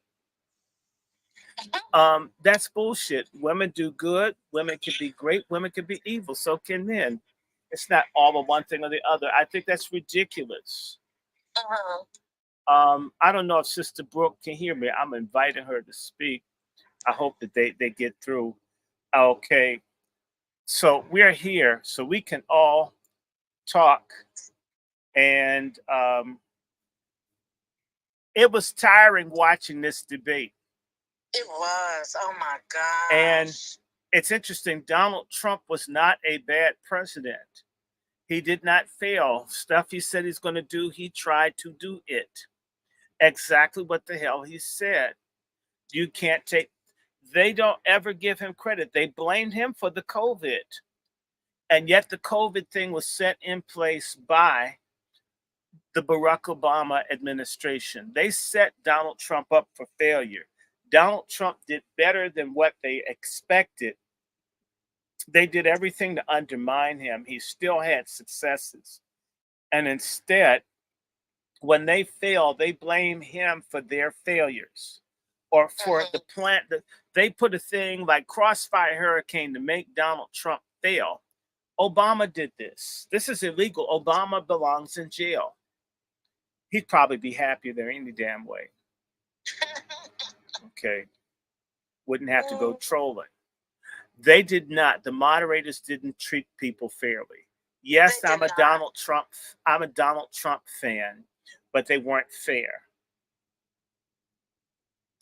And they never asked Kamala anything specific. She even had her hair done today like a white woman where the hair would curl up to make it seem as if her hair is naturally straight. And a little more color in it. A little more color. And she lightened her skin up. She's the same color as Trump. I noticed that about our And hair. when they ask, yeah, I notice the hair shit too. You know, even though let me tell you this. This is real talk. I don't do it, but I have a friend right now that's in modeling, and I just told him, go into modeling, you'll make it. I was telling them, do this, do that. I mean, you try to advise people, and they're beginning to make it, right? So I like clothes, hair, even if I'm not doing mine. I could tell you what to do for yours, or suggest what would appeal. You know, I'm always advising people, okay? And that's right. Someone says, I told you she's white as fuck. I told you guys the other day, my cousin Angela Gore did Kamala Harris's makeup 2 to 3 weeks ago and was shocked that Kamala Harris was very white looking and that she was darkening her up. Black people being fucked. Black people being fucked. And we need to wake the hell up. We're being played. I was showing people the other day that book I had about Indian Nazism. Let me see if I have this book. How the Nazism, I'm talking about the kill blacks, hate people, is part of the Hindu this book right here, Hitler's Priestess. I was lucky. I got one. Normally these books, this is an $80 book. You know, I wonder why I'm always asking for donations and shit. When you see something and you find it, you want to try to prove it because, you know, saying you're doctor this or that doesn't mean anything to black people. Now, the fuckers on the news who may have a bachelor's degree that read the news, you trust them, and they may have no real education outside of a journalism degree. You trust them because you see them on television. And yet, if you're really going to do any kind of news, they bring in other experts. But most of the time, these experts go to certain think tanks that don't really give a damn about people. I worked in news. What they would do, let me tell you what they do when you see these fucking presenters. They give them a bunch of books that they cram. They cram a couple stuff from the book so they look informed. So when they talk to people, they're not completely dumb as shit. This is why I said to you, I did an interview with Michael Eric Dyson back in 1996, 95 or 96. It's almost 30 years. And what you do, just in television news, is it's called a pre-interview, where a person like me, a production assistant, will get a book, read through the book, and talk to the author and ask all these questions, write it all up, print it, and give it to the reporter or the anchor so they can read as if they know what the hell they're talking about. Because those people don't have the time to read all the shit coming at them. If you ever go to a news place, they've got books all over the place, like my basement. They don't have time to take in all the information. Someone comes in and does all the work for them. One of the jobs I wanted, there's a man named David Gergen. David Gergen had a book segment that he would do on PBS. I want to work for him because they got all these good free books, a lot of them about black people. That was the job I wanted. All you have to do is sit in and read and write down and take specific things out of the book. So when he interviewed the author, he looked like he read it. The people that you trust to educate you often don't know what the fuck they're talking about. Someone else knows. They simply read it off. I used to produce the script for PBS NewsHour. Okay. That script means that we get a piece from one person, that person does the news. They don't know all the shit that's going to be on the news exactly. They have a meeting in the morning and say, I'm going to do this. I'm going to do that. And they'll all bring it together just before, and the different people look at it, make certain that you're not attacking Israel, that you're not attacking certain corporations. You give someone permission, they produce the script, they take it to the prompter feeds it through, and when the news comes on, the person reads it. They may not necessarily understand or know what they're talking about. I'm not telling you something that I think. I'm telling you what my work was. And so I can almost see a news story and tell the person's fucking lying between their teeth. I used to work. I know Mr. Shields just died. I know Gergen and Shields. I know all of them. I'm not talking about people I don't know. When I criticize her, these aren't people I don't know or haven't met or didn't have to deal with. And it's not like I run after people and suck up to people. That's not how I am. I either like you or I don't like you. I like this sister, Nikki Black Rose. I met her over the phone. Remember, I met you, baby. You were wonderful, just really sweet Black woman. Says, damn, I like you. Can we please continue to talk to each other? Remember, says, I'm not trying to be nasty. I'm not asking for sex or anything. I just like what comes out of you through the phone. Can we keep talking, please? I'm okay. I'm not gonna hurt you or anything. I'm a nice brother, right? I feel the same way about. I begged you to continue coming on the radio show. Right. Well, I'm sorry. I didn't need. I didn't want you to beg. Just you had that asshole drunk on there, the former junkie that got on my nerves. It wasn't you, but it was him.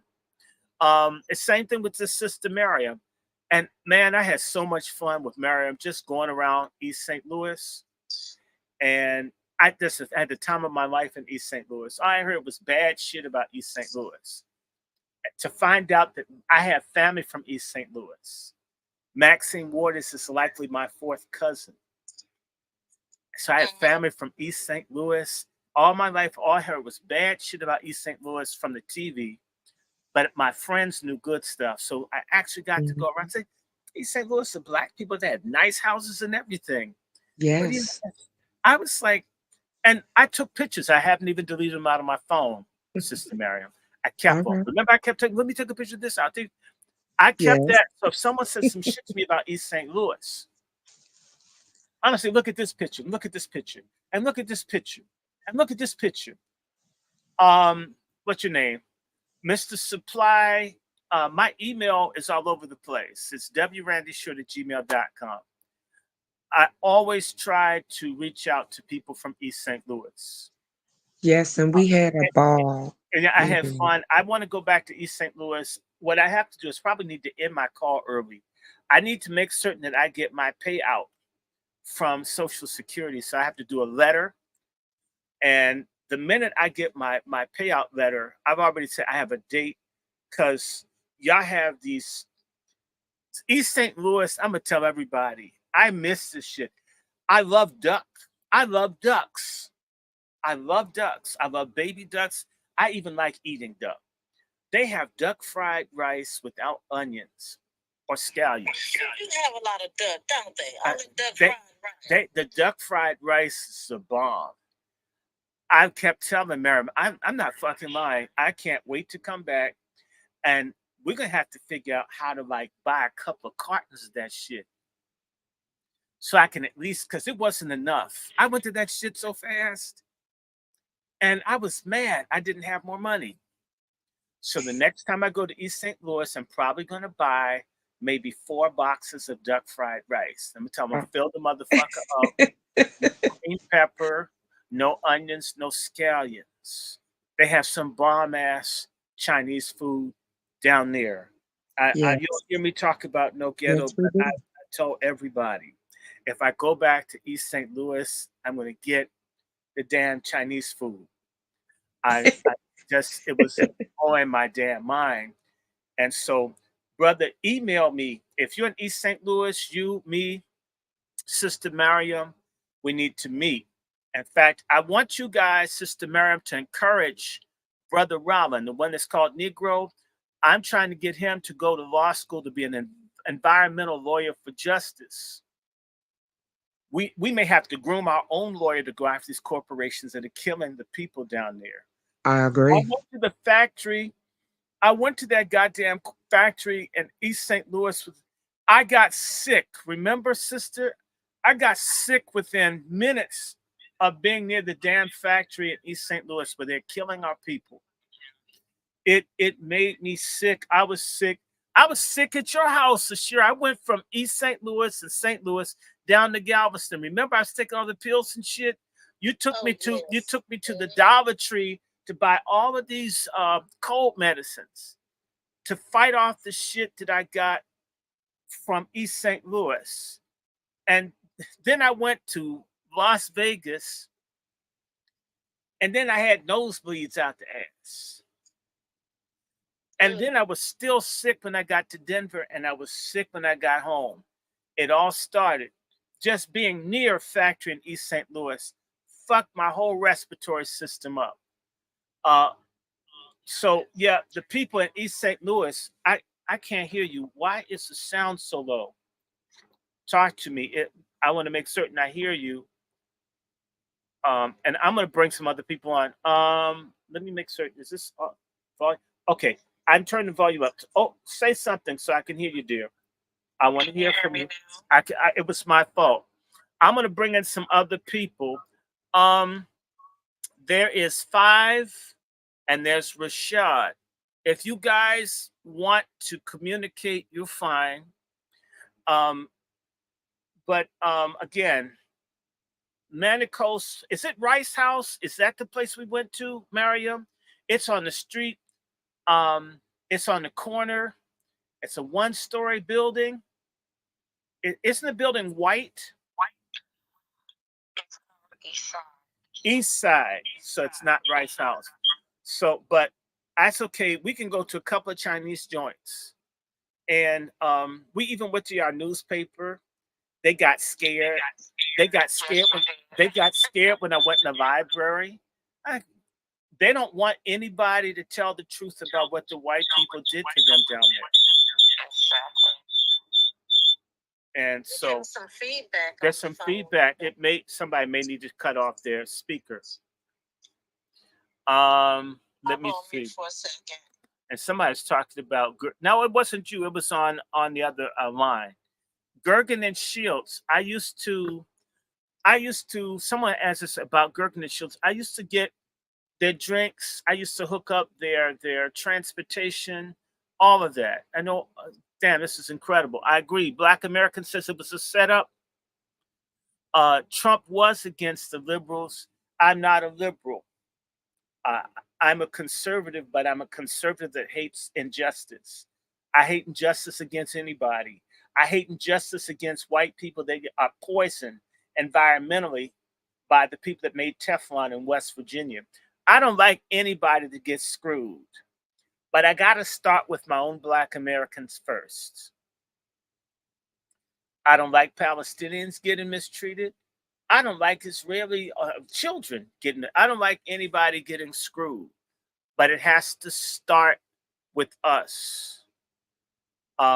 If there's some good Chinese restaurant, JB, in St. Louis, you need to tell me where the hell it is. My email is very, very easy to remember. It's wrandyshort@gmail.com. I'm coming back to St. Louis. I can't wait.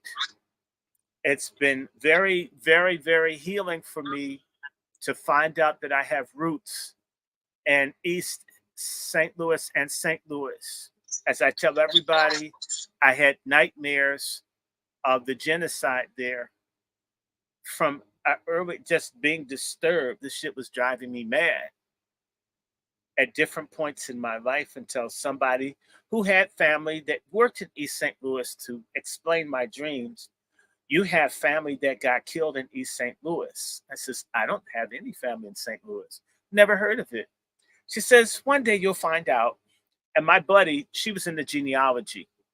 And it turns out DNA says, yep, you got family in St. Louis. So maybe some of my people got slaughtered there in 1917. And nobody survived to tell us about it. That could be very possible. It's very possible. We should get motherfucking money for East St. Louis and all the other places that they did genocides. You know what? Donald Trump may not say yes to reparations, but if reparations are called equity, Donald Trump can be convinced. Kamala Harris has let us know. In fact, when she took that Freedmen's Bank money and these Asians get food trucks and everything else at our expense, Those are the small businesses she's talking about, is to take the money that's meant for us and give it to other people who buy as a group and collectively support each other the way we've been punished, destroyed, and brainwashed against. That's where they plan to grow the economy. That's why they're bringing them here to replace us. That's her plan for the economy, to destroy us. Donald Trump isn't talking like that. Whether he let Negroes stay in his apartments or not, let's look at the fact that you've got black mayors all over the country throwing black people out of their housing that they own to give to illegals, and public housing that we pay taxes for to illegals. Nobody bitches about that, but they want to tell me about something that Donald Trump did 50 years ago. That's like me telling you that telling me that they used to change my diapers, and yet they've got shit stains in theirs today.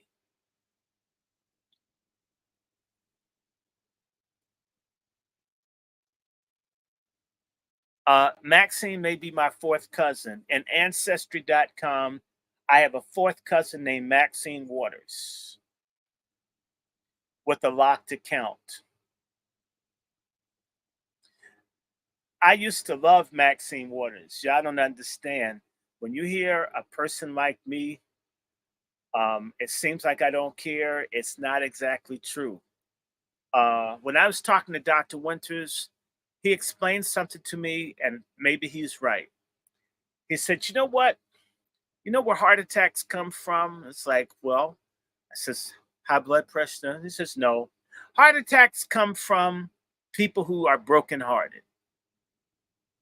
People who get let down time and time and time again, and it breaks them down, of being disappointed time and time and time again.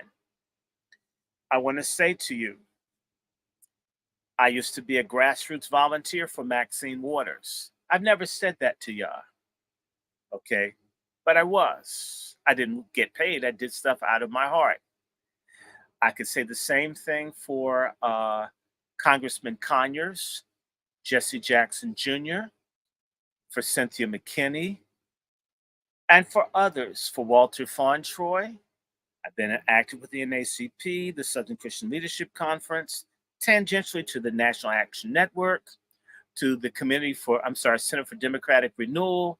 And I can do the list of different people in some way connected, even not a member, All African People's Revolutionary Party, you name it, it's Black, if Trans Africa Forum, try to do something.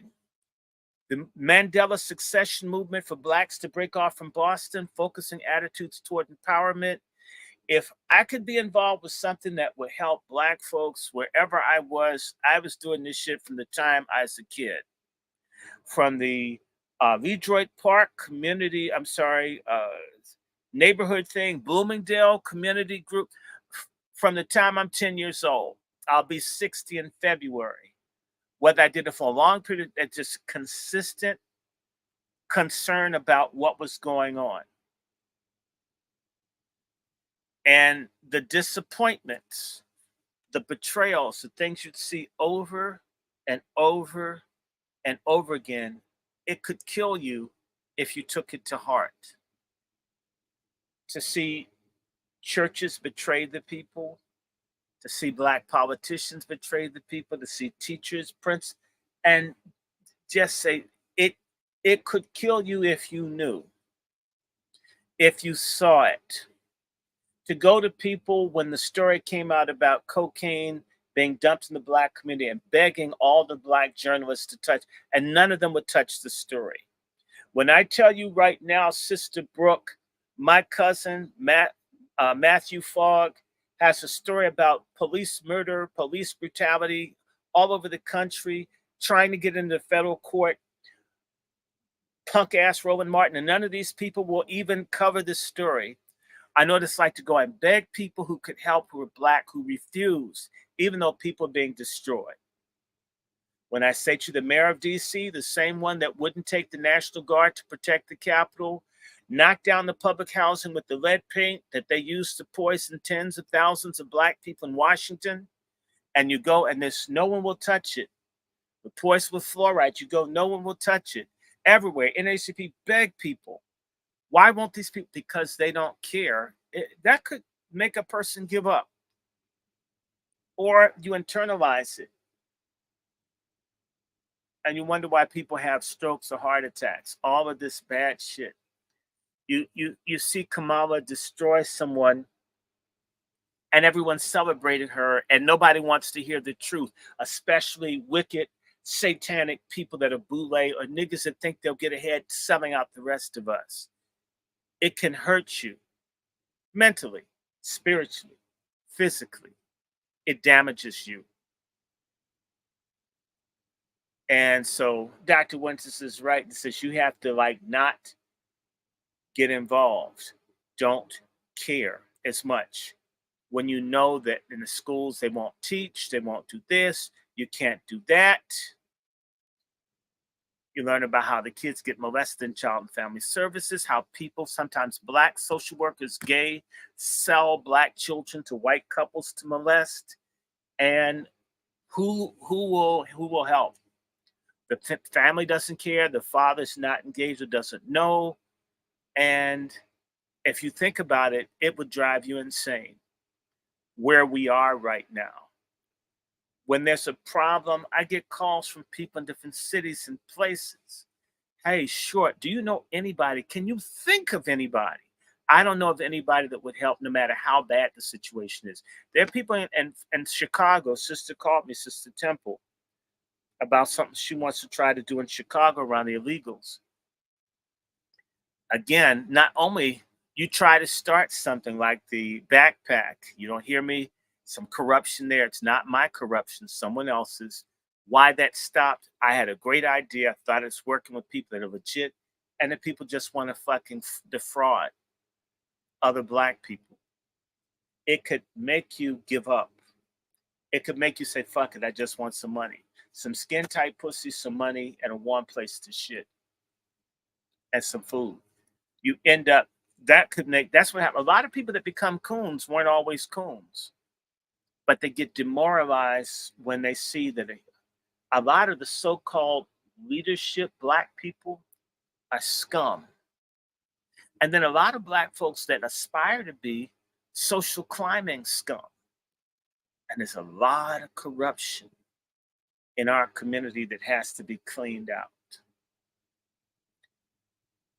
By the way, I want to stop for a second and say to you, again, for station identification, I'm Dr. Randy Short. I'm Twittering over the SALT Twitter account. I'm also on my Dr. Randy Short Angry Black Man 1, my Twitter there. I'm also on the Angry Black Men's Book Club YouTube channel and my StreamYard and my Randy Lancaster Short Facebook page. And my mission is to try to get people to think, to support. I mean, if all I could do is encourage someone, same way I talked to a brother who's now in the government of South Sudan, try to encourage people to do better. I'm not mad at anybody, but I'm working at home. For all the people, like when there are accusations, because I like a lot of what, if not most of what Tariq Nasheed does, I work with people from all over the world. Haiti, Brazil, Colombia, Panama, England, South Africa, Mozambique, Malawi, Uganda, Senegal, India, people, friends, Ethiopia, all over. And did that for years and for throughout the Caribbean, all right? But I'm focused on home right now. But I want it clear. We got to work on our stuff here. Kamala Harris is a Trojan horse that'll be way worse than Obama was, who did nothing for us. It's interesting. The only accountability for race was on Trump. Now, Kamala Harris is campaigning as a Black woman with not one fucking promise of what she'd do for Black people. She did that tonight in front of us. And she told us she wouldn't do anything specifically for us.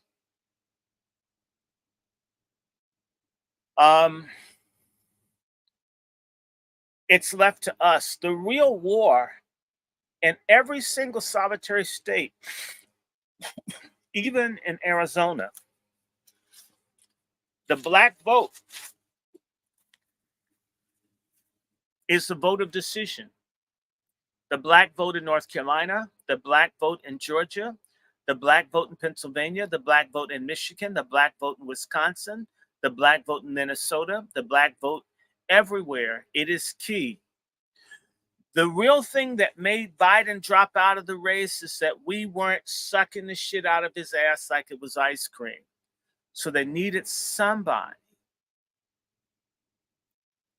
that they could use. They needed to pimp us.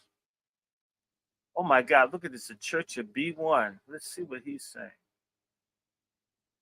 And let me do this. I'm gonna open some mics up in here. I don't mind if people speak. I didn't plan to talk this much. The biggest problem that I had with this StreamYard is it doesn't allow interaction. So if you have something you want to say, Brother Rashad or Church of B1, be my guest. And let me just give you guys the rules. On this platform, you can't push Luciferianism. You can't push LGBTQ. You can't push feminism. You can't push coonery. And you can't push deviance. If you're not pushing things that hurt Black people, then I don't really care what you talk about, provided it's not mumbo jumbo. So also don't push stupidity. But if you've got something constructive to say, I don't care. I think you know that, Black Rose. And Sister Miriam, when I'm with you, if you just want to talk, I just listen. If you have shit to say. A lot of us need to do more listening than talking. And so I don't mind letting someone, if you're on the phone with me and two people having a good conversation, you know Black Rose and you know Sister Miriam, I'll mute my phone just to make certain that I don't interrupt you and let you guys talk for an hour or two. Doesn't bug me. I'm not a narcissist. I don't want to be a narcissist. My goal has always been, personally, to do something to help my people. Okay? Let me see. Brother Rashad, do you want to say something?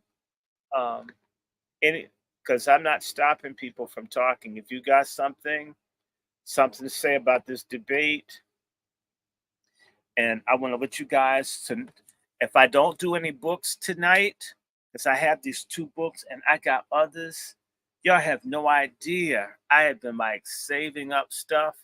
May not do the whole book, but I'm absolutely looking forward to sharing information like I used to do.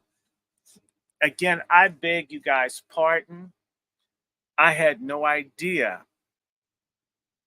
I had no idea that these people gave me contaminated blood. None. Been weak. Have you noticed the energy consistency, Sister Black Rose? Yeah. Yeah, that it's like every day. It's not like, oh, I'm down to do. These fuckers poison me. So I've been collecting books and stuff and wanting, and God, I'm tired. Oh, if I just sleep another hour, if I just do this, if I take some more energy, I'll be able to do. I want it. And all the while my ass is dying. By the way, if you guys, we're gonna start talking about health. If you guys start talking about, we're gonna start talking about health. Hold on, look at this. I'm gonna put up a couple of these. JB said, my grandmother went to high school with Maxine Waters. She's been crooked. I thought Maxine Waters was cool. I was at Maxine Waters' office regularly, sneaking stuff out of the news office to give to Maxine Waters to go after the CIA. Oh, yes, I most certainly did. Until I saw the sellout and how she backed down. And it was strange. That was in 1996. So, like, when you see me criticizing someone, It's usually from shit years and years ago. I think you know that, don't you, Black Rose? When you see me trip Yeah. on someone, it's a long period of time before I start saying some shit about you. I'm not quick to judge you, but if you're full of shit, you're full of shit. And I don't care who it is. You know, me and mom will cross swords. I love my mother. You taking care of me. Indeed. We'll have a fist fight right here. Oh, I mean, and my mother has this Latino lady came in and she broke this specialty plate of Barack Obama. And my mother was upset. I says, nah, bitch, give her a raise. Shit, I wanted to break the plate myself. I've liked her ever since she broke the Obama plate. I mean, I my gave her goodness. vegetables. Lord. I'm so glad she broke the Obama plate. Fuck that faggot nigga looking at me when I'm eating. Especially when you see someone slurping, you imagine he's trying to give you a blowjob when you're eating. I didn't like it. JB said also the media was in the bag for Kamala. She didn't answer one question. She didn't. She doesn't have to answer a question. The Lion She just King. had that Now, weird if look you on her guys face want to that talk, they trained her to have. I got 2 Twitter spaces open simultaneously. So it's not like you guys have to type this shit up if y'all want to talk. We are not keeping people from talking. Okay? We're not keeping people from talking. Well, bless Oh, us to you, indeed. Randy. I'm a big fan. I appreciate everything that you've been doing for the movement. I think a few weeks ago, you have a YouTube page like the Black Men's Book Club or something like that, right? I always do that, but we did the Patriarch Forum. Patriarch Forum, yes. Yes. Okay. So yeah, that is your page. So I'm gonna follow that page back because you follow my YouTube page, the Church of Black Power. Yeah, So it's I was a great thinking that church. it was you, but I wanted to make sure it wasn't, some other person just reposting your video clips and things like that. So I'm gonna go back and follow you and make sure I do so. But Sure. much love to you, family. Like I Where are said, you out of? I'm sorry? Where are you out of? I'm in Texas right now, but I'm out of California. Where? So I grew up under Maxine Warner. Okay, so you're from LA. Yes. I used to love. Absolutely. Look, let me just. People know this. When I worked for the NewsHour with Jim Lehrer, they tried to suppress Gary Webb's story the week after it ran the San Jose Mercury. I was able to catch the story that they were suppressing and give it to people in the black media on the East Coast, as well as reach out to Gary Webb and then take it to Dick Gregory and other people and say, let's fuck the CIA for what they've been doing to us. Now, I'm nobody important. I'm just a little person. Dick Gregory's big. Joe Madison, who just died, is big. I woke Joe Madison up to say, I got the story of your career. Wake the fuck up. And since Gary Webb, he's with a major paper. Finally, someone's saying that they're killing us. Okay. And they're always killing us. Okay. And this is where I started. I thought, went to Maxine Waters. And initially, Maxine was standing. And then they told her to step the fuck back. And she sold out. Okay. She sure did. And so that's when you hear me complain about somebody black, I want again say to you, some of the people on these chats know me personally. I don't run to criticize people if they're doing the best they can. No, I won't. A black person doing the best they can, I don't care if they're a trash man. I don't care. In fact, some of the best people I know are winos. Okay. Mhm. If you're okay, I'm okay. What I don't like is black people that can do better that refuse. That's what sets me off. If you're an autistic person, you work in the McDonald's, whatever. When I worked for PBS, I got in trouble because I would speak to the black cleaning staff. They didn't like that. I was supposed to act like the other black people didn't exist. I couldn't do that. I used to clean offices. My grandmothers were maids. Who am I to look down on somebody that makes the place nice for me? Right? Indeed. You're with us. You went to Harvard. Fuck. I was a working student that went to Harvard. Okay. I had to get food bank food and got some food bank food this year with this damn inflation. Who the hell do I think I am? If my people are weak and broken, I am too. I don't want to be the black billionaire my people are starving, some African dictator shit or black American boule shit. We should want the maximum health and income for every person in our community. It isn't enough for me to be rich. If I got rich tomorrow, the same way when I was with Sister Black Rose and I had the SNAP card, we got down in the grocery store, didn't we? Shit, I had stamps. Shit, we're gonna eat good. You want this? You want that? Charge it, Uncle Sam, bitch. Look, Hmm. what's wealth or money if we don't share it with each other? This is why we've got $1.2 trillion and there are lots of us broke, and the median income is under $40,000 for us as a group because we don't recirculate that money. If we circulated the money 2 times in our community, we would go from $38,000 to $76,000. That would put us in the top tier earners in this country. If we could do it 3 times, we'd be the richest group in the country in terms of income. Facts. It is not impossible. I guess I'm gonna say this to you. The biggest problem with black folks is we don't recognize that we're at war with evil, sin, and injustice. And one of the things when you're at war, it's called defeatism. If you and I are in a battlefield and I start saying we need to stop fighting white supremacy, they got everything and we're nothing. Do you realize in a real war, they will take you and shoot you in front of the other soldiers to teach them a lesson that you can't psychologically surrender to the enemy in the face of combat. Within the last 2-3 weeks, and they're not talking about it anymore, did you notice in the news they were talking about the invasion of Russia by Ukraine? And then all of a sudden they stopped talking about the shit. And what they did was they went into a part of the Ukraine called Kursk. Kursk in 1943 was the largest tank battle in world history, where the Germans put their best up against the Russians and the Russians kicked their ass. They deliberately sent these Ukrainians with American mercenaries. They're Americans fighting in Ukraine right now against Russia. We're going to pay for this shit. This is what Trump was trying to say in a nice way.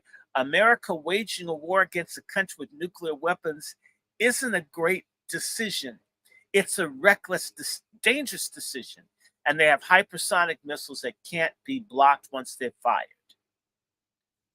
This is what Kamala and them are doing with her crooked ass Jewish husband. But that's another discussion. Back to Kursk. Those guys went into Russia, and then you stop hearing why the Russians have wiped them out. And you're not going to hear about that. But what happened at Kursk and throughout that in Russia in 1942, they issued 2 orders, 226 and 227. 226 said you cannot retreat from an enemy in battle. No matter what, you go forward. If you turned around, there were people who were there to kill you from running from the enemy. If you dared turn around, they would blow your damn head off. What the people in the California Legislative Black Caucus did was they ran from the battlefield.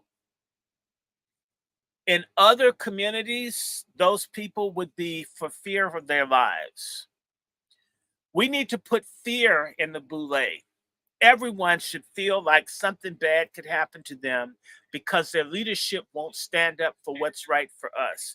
Let me just say to you, 226 for Russia, the Russians were running more or less, or fighting a stalemate with the Germans until 226 got passed.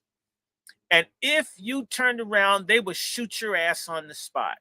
If you won't fight the enemy in front of you, we're going to blow your head off. We're facing enemies who hate our guts because of our history, our culture, our color of our skin. And we always see cowardly niggas make an excuse why they can't stand up. It's my job, or I won't get any pussy, I won't get this. We're never going to get free until cowardice is punished. Nat Turner wasn't a coward. Nat Turner should be the greatest hero of black people in this country, not because he killed people, but because they didn't back down when there was no chance that they could win. We have opportunities to win every goddamn day of our lives, and we back down and we clap our asses for people who are less than us and our own land. This is insane. Let me go further. Then they did just if 226 didn't get your ass, 227. If you sold out and ran from the enemy, we'll put your damn family in jail. If your own life doesn't mean anything to you, we'll lash out at your family. Dr. Randy, you make a very valid point on two fronts, because here's the thing. We got so many people with this defeatist mindset. Oh, you're never going to get reparations. You're never going to do this. They just don't. We're just too weak. They're too powerful. All that stuff. That's some stuff that we push to the side because that's a defeatist mindset. That's but one right. of the major things that I have noticed, and this is something that like literally everybody should take notice too. We stood up and continue to stand up against the folks out there in California with the whole caucus situation, right? And because we were standing on our ground so much, people was canceling their appearances. Not just canceling their appearances, hell. Gavin Newsom came out talking about these people are old and apology, they didn't deserve this, but he don't have no say-so on what the black community should be doing. In fact, people should have, if people were really on their game, they should promise what should happen right now is that black Americans should vow that Gavin Newsom can never be president of the United States. He is not going to get a single black vote in this country. We're destroying with that. Career here and now. You wouldn't give us our goddamn motherfucking money, then fuck your presidential ambitions. I don't care if you're in the Getty family. What should happen is every single solitary person in the in the California Legislative Black Caucus should be receiving more hate mail, more hate email. People should turn their backs on them to their faces. Sure should. This is how they should be treated, and particularly that nigga that clowned those people, and people who have sense. If they're in these goddamn Greek letter organizations, you should quit and burn your goddamn regalia and make a video of it. Anybody black in a Greek letter organization is a traitor to Black America. Why?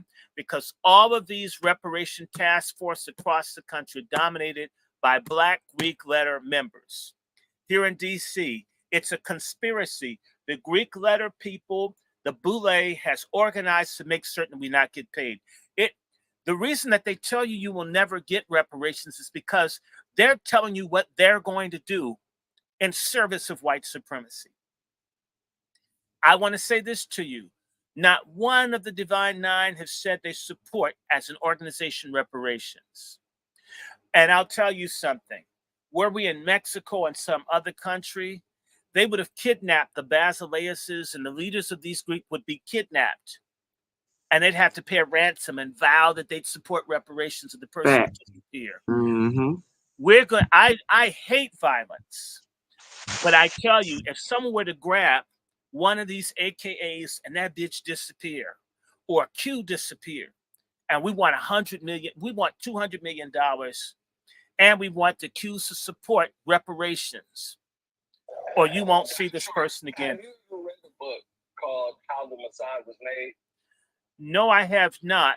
But what I want to say to you, everything happening today, right now, was going on, it's interesting, with another group of people who were being decimated because of traitors, decimated because of situations out of their control, people being brought to the country where they had settled. The white Afrikaners in South Africa were faced with destruction as a group. They formed the Brudabon, or the Brotherhood, a secret society for liberation for them 100 years ago. Wow. I'm going back to the 1990s. There was a little cracker from South Africa who's an English South African, but he's still a racist. He and I were talking about the black situation in the United States. And he says, you know, what you guys really need is a Brudabond. And I think he didn't think I know what that was. And I said to him, you're right. I'm reading their book. That white dude broke into a run. We were enemies for the rest of my time at Harvard. He tried to have people put me out of school and everything and tell people, Randy Short, he's the most dangerous black person here. He wants a secret society to fight for black freedom for white people. I do. And I'm not talking about a society where you're sucking dicks or putting a frozen hot dog up your ass, or you're carrying bricks, or you have to go to orgies and shit, or you pick the hair out of someone's rectum. I'm talking about we must have sworn, bonded organizations where people are vetted, and they have to be foundational Black American. We have to know your mom and your daddy, and they're not out in the open. We have a model. The Brudabon is there. Prince Hall Masons don't count. This thing can't happen out in the open. You can't be on television. Someone like me wouldn't qualify. Too many people know who the hell I am. The Irish have the provisional IRA, and they also have Sinn Féin. What Black Americans aren't taught in Black studies or Black history is resistance and fighting back. That is not what we're taught. All this pyramid talk, all this compensatory shit. Oh, yeah, well, Black people were getting blowjobs in antiquity. Oh, well, Black folks had big dicks back in the Greek time. A lot of this stuff isn't real. Black folks need to be taught about political economy and how to wage economic warfare, and also how to enforce discipline and rules within their group. This is very different. So, like what we call Black history, oh, we had the first Black person to get a blowjob in the White House. Oh, the first Black person to have an ejaculation in space.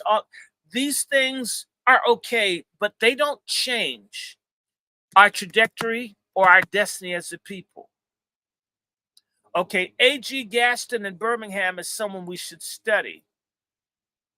The Deacons for Defense and people like this, we have to think about forming groups that are nationally oriented, that don't have stupid ideas. We're not going to all go the fuck back to Africa.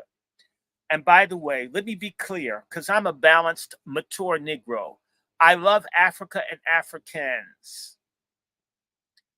I like the Caribbean places I've been to. I've been to Cuba. I haven't been to the English-speaking Caribbean. I love South America. I like Black Brazilians. I'm not mad at anybody in the diaspora, but my focus is home primarily. And I'm saying that to say to you, nobody gives up real estate. Nobody. Look at the Palestinians. They won't give it up being bombed. We're the only people that treat land like it's toilet paper that we wiped our ass with. You don't have land, you don't exist. Latinos are buying land all over the South where niggas, they've got family members that are full of shit who will sell a piece of land to a white person for practically nothing, but won't even talk to their own family about holding on to it. We have to become land-minded, culture-minded, war-minded. These people coming to this country are used to warfare. Venezuela's had an ongoing low-level civil war for decades. El Salvadorans have had a civil war for decades. Southern Mexico war for decades. Honduras a war for decades. Guatemala war for decades. Peru a war for decades. We've got warlike people coming into this country. And what we've been told, in particular by no good, faggotized nigger preachers, and sometimes coon-ass crescent coon Muslims. Anyone talking about this universal brotherhood bullshit is insane. And it's not because I don't believe in the brotherhood of humanity. I would never tell you, and you'll never hear me say hate someone based on skin color and national origin. I'm not that kind of a person. But I am saying that you do have the reality of your ethnicity. The same way we all know that you don't do greens. in the same place you wash your ass. Even deep in the South, you had separate tubs that you washed your greens in. They may have looked like the same thing you washed your ass in, but they were kept separate. And I know what it's like to go down to Carolina and places, and our folks wash greens in tubs. It were never the things that they washed their asses in. When Kamala Harris said that, everybody from the real Black American culture knew it was a fucking lie. Culture can't be. Our culture is unique. We should be working towards becoming a people. You need to understand another part of defeatism is refusing to see yourself as part of a collective. That's a part because I see Black people as losers. Well, why can't we just be world citizens? Why can't we just be Americans? I mean, why can't you shut the fuck up? Why can't you stop sucking a white supremacist dick? Those of us who identify as a people or nation need to come together and consolidate. The people who don't get it will have to follow us once we start moving because most people are sheep. Leadership is not a normal behavior. Leaders are rare. Followers are many. I can talk to Sister Black Rose and say, Sister Black Rose, we're going to give a name for Kamala. My name is Kumswalla. How many people are using Kumswalla now? But we're going to deal with Roland Martin. We'll call it Bussygate. Certain people call it Clapgate, but they heard Bussygate first because I'm intellectually leading people. A lot of people can copy, but not a lot of people can lead. Those people who understand what's at stake need to find those few and work with them. This is not unique. Becoming a people is a decision. I am doing this conversation because I've made up a choice. I've made up my mind. I am descendant from people, both slave and free, indigenous, immigrated, and forcibly trafficked here. I have a unique history with other people who fit those boxes that I just checked. We have a lot of work to do. We have a lot to be proud of, but there's more work to be done. Like-minded people that respect one another, that don't want to, as it said, and lift every voice, lest our hearts drunk by the wine of the world we forget thee, lest we get caught up in LGBTQ, into drugs, into hedonism, into being white, into wearing weave, into getting tattooed, into being non-binary. That was in the song that James Weldon Johnson. True to our God, true to our native land, we have a responsibility to form the cadre that rescues our people. And part of that also means entailing who the hell our traitors and crooks are and what you cannot do or say that within our group that doesn't go punished. For example, we have way too much respect for Du Bois, W.B. Du Bois, because Du Bois betrayed Black people multiple times in his life. I'm not saying he wasn't a brilliant man, but I'm also saying he's a traitor. Some of the time. He was a traitor around eugenics. He was a traitor around economics. He was a traitor in running us after communism and socialism when anyone that really knows about communism and socialism knows that it calls for a revolutionary Holocaust. And it's anti-Christian. For all of you niggas that are spiritualist phonies, whether you like it or not, the foundation of Black American culture is Protestant Christianity. You don't have to be one, but you can't get away from gospel music, jazz, and spirituals. That's foundational. All the little fake tethers that come over here pushing you towards Africa and the Caribbean and all this other shit are lying to you about the foundation of your culture.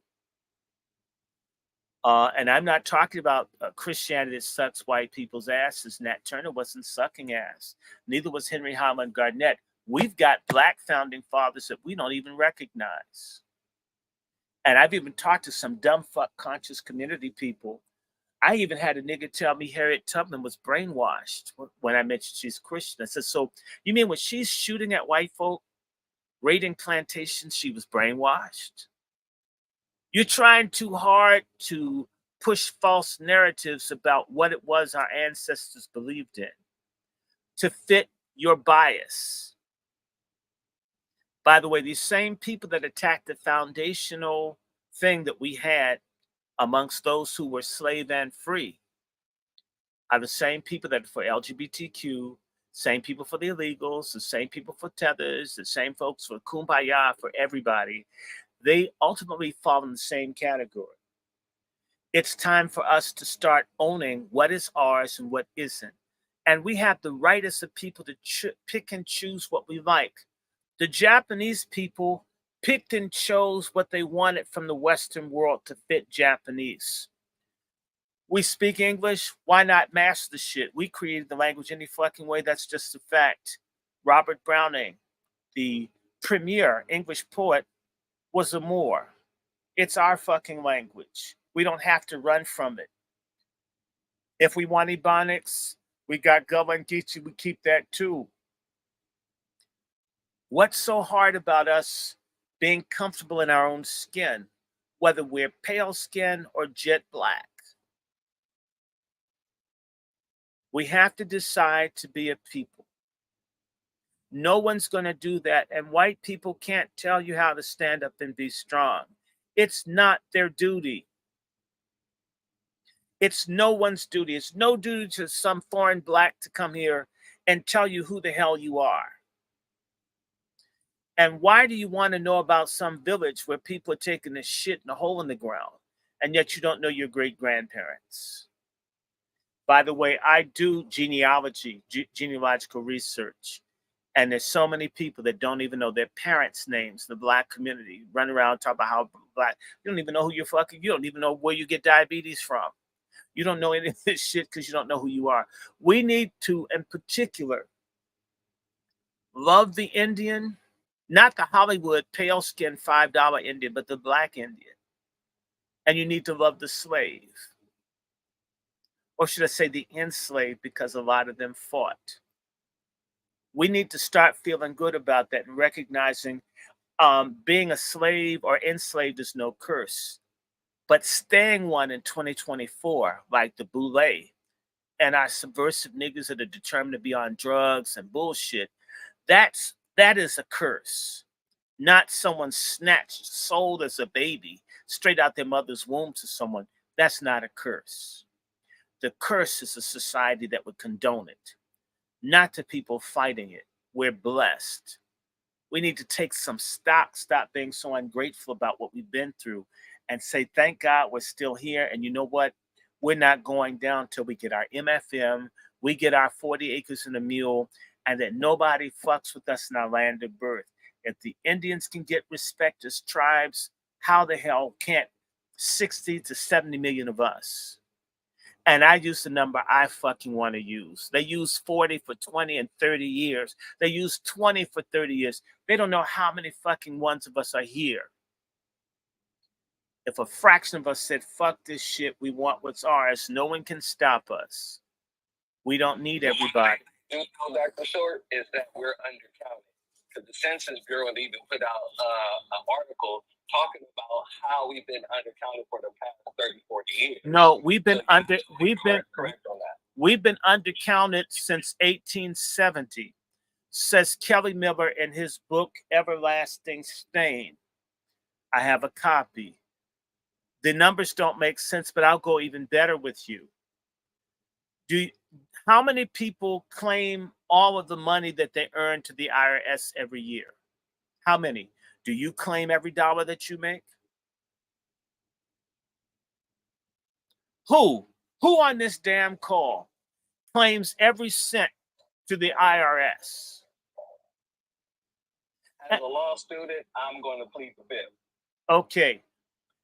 And who cheats the most in terms of paying taxes? Rich people, poor people? It's going to be rich people. Poor. Rich people. Bullshit is poor. Poor people don't have anything to hide. Rich people lie the most. Who were the richest people in America in 1860? Slaveholders. Do you think that they paid taxes on every black that they owed when they were the law? So if they said there were 3 million people that they owned, who is to say it wasn't 4 or 5? Who is to say that? So the basis of the number of who we are is based on a number that you couldn't even verify in 1860. And there would be an there would be an To say that they had less anyway, because like you said, they didn't want to pay on it. if you didn't want to pay taxes, let's be honest, what was the South notorious for? Not wanting to pay tariffs, not wanting to pay taxes. So why would people who were adverse to paying tariffs and taxes, why would they declare every single solitary slave that they had to have to pay on it? They wouldn't. It would be incentive for you to lie about what you owned. If they lied half the time, then how many slaves were there? 6 million? And no matter how you did it, if you, whatever you do, you know that they didn't tell the truth in every circumstance. Therefore, the number that you have is a bad number. And the number that they had in 1790 wasn't a good number. There has never been a decent count of people in the United States. And my great-grandmother has no birth certificate. I can't find out. I mean, I know she lived. I got a picture of her. There's no birth certificate. Who were her mother? Who were her father? My great-great, I can't find them. They were Indians. They weren't counted in the census. These niggas were living in remote areas in Tennessee, deliberately so they wouldn't be counted. And at a certain point, they merged into the Black American population.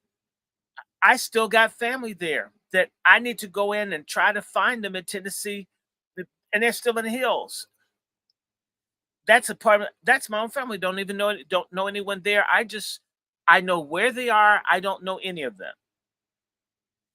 Okay, so even if I tried to do a census of my family, I couldn't do it because I don't have access to everybody, nor do anybody on this thing. We don't even know, okay, who's what to whom, because that whole slavery thing, I can say to you, the parts of my family that are Moorish and European, I can trace my family back 1,000 years. When I get on this African and Indian thing, it's a very short lineage, typically, maybe 200 to 300 years. So a lot of us don't know anything. On top of that, how many people are white presenting? If you ever do a DNA test, you start looking at a lot of white people, 50% Black in their DNA that are living as white people. A lot. Okay, this is what's been hurting the white supremacist groups. They're the ones preaching against DNA testing because they're losing all their good people. All their good people are taking DNA tests and find out they're not white. Now they're telling people don't take the test because they need people. They're not enough pure white people.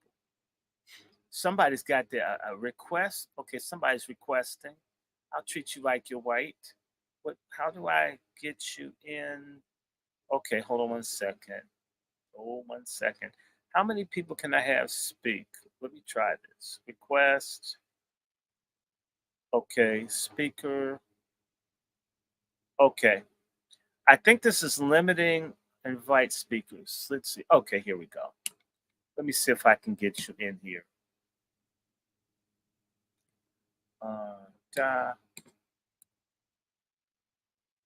I'm thinking, did I get that? Did you? I might have to drop someone. Who?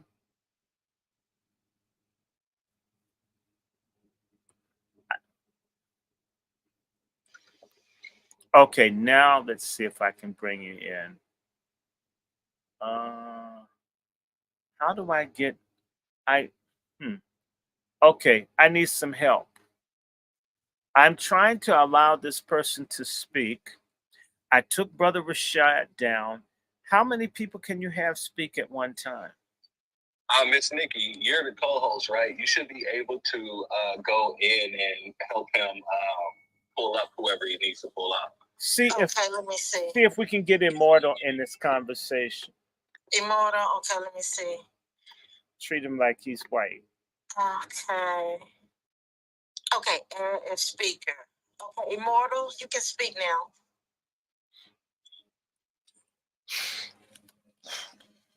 Immortal? If he can hear it. Hey, greetings, family. Greetings to Greetings.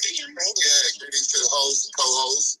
I was in here earlier. I saw the title. I had to do some work. Now I'm back after the debate. I got to listen to a little of it. Well, I ain't gonna repeat the title, but it was crazy. And I wanted to ask Dr. Randy Short if he suspect the way that I do, that she was given the questions beforehand, because I've never seen her she didn't do very well to me, but she did better than she normally does. And I never really saw her operate off of a prompter, anything away from a prompter. And it just seemed like she was prepared for those questions. I just wanted to get your opinion on that. That's my part of the conversation. Did you notice she kept looking down? Yep. She had notes. They weren't supposed to have any notes. That's the answer right there. She wasn't supposed to have notes. And some people suspect that she had, a microphone in her ear, earpiece. And that's why her hair was out. Coaching her. That's why her hair was out. Exactly. And those questions were so padded and geared towards her. And they allowed her to ramble on and often shorted his mic and cut him off. Right. It was rigged. It was rigged. These people want a war. These people want a war. By Dick Cheney alone supporting her, that lets you know exactly what direction they want to go with. When she said Dick Cheney supported her, that was my exact thought. That's nothing to worry about. Where's the flags? Right. Yeah, that's the one I was trying to get. That's not the flags you're looking for, sweetheart. The dude that shot somebody in the face? Yeah, when he was hunting. So-called hunting. So-called hunting? Come on. So-called hunting. Open your mic, Immortal. We can stay in here. I don't mind people. I don't mind people talking, as long as we're respecting each other. I mean, that I'm trying to get people to talk. And notice I can shut the hell up and let other people talk. I don't want to do all the talking. So go ahead. When I heard that development, that all those Republicans had endorsed Kamala Harris, I wasn't surprised, not even a little bit, because she named all the people who were very closely tied into that Bush-Clinton crime family. The Bush-Clinton crime family. That she just named all those neocons that was with the Bush-Clinton crime family. Then on the progressive side, you got all these other people like Bill Clinton, you got Barack Obama, and Joe Biden. These are all Bush-Clinton crime family people.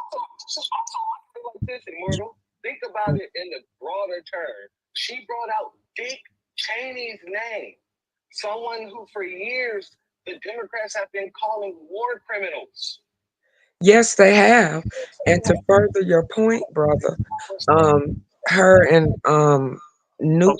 Greasy has a relationship.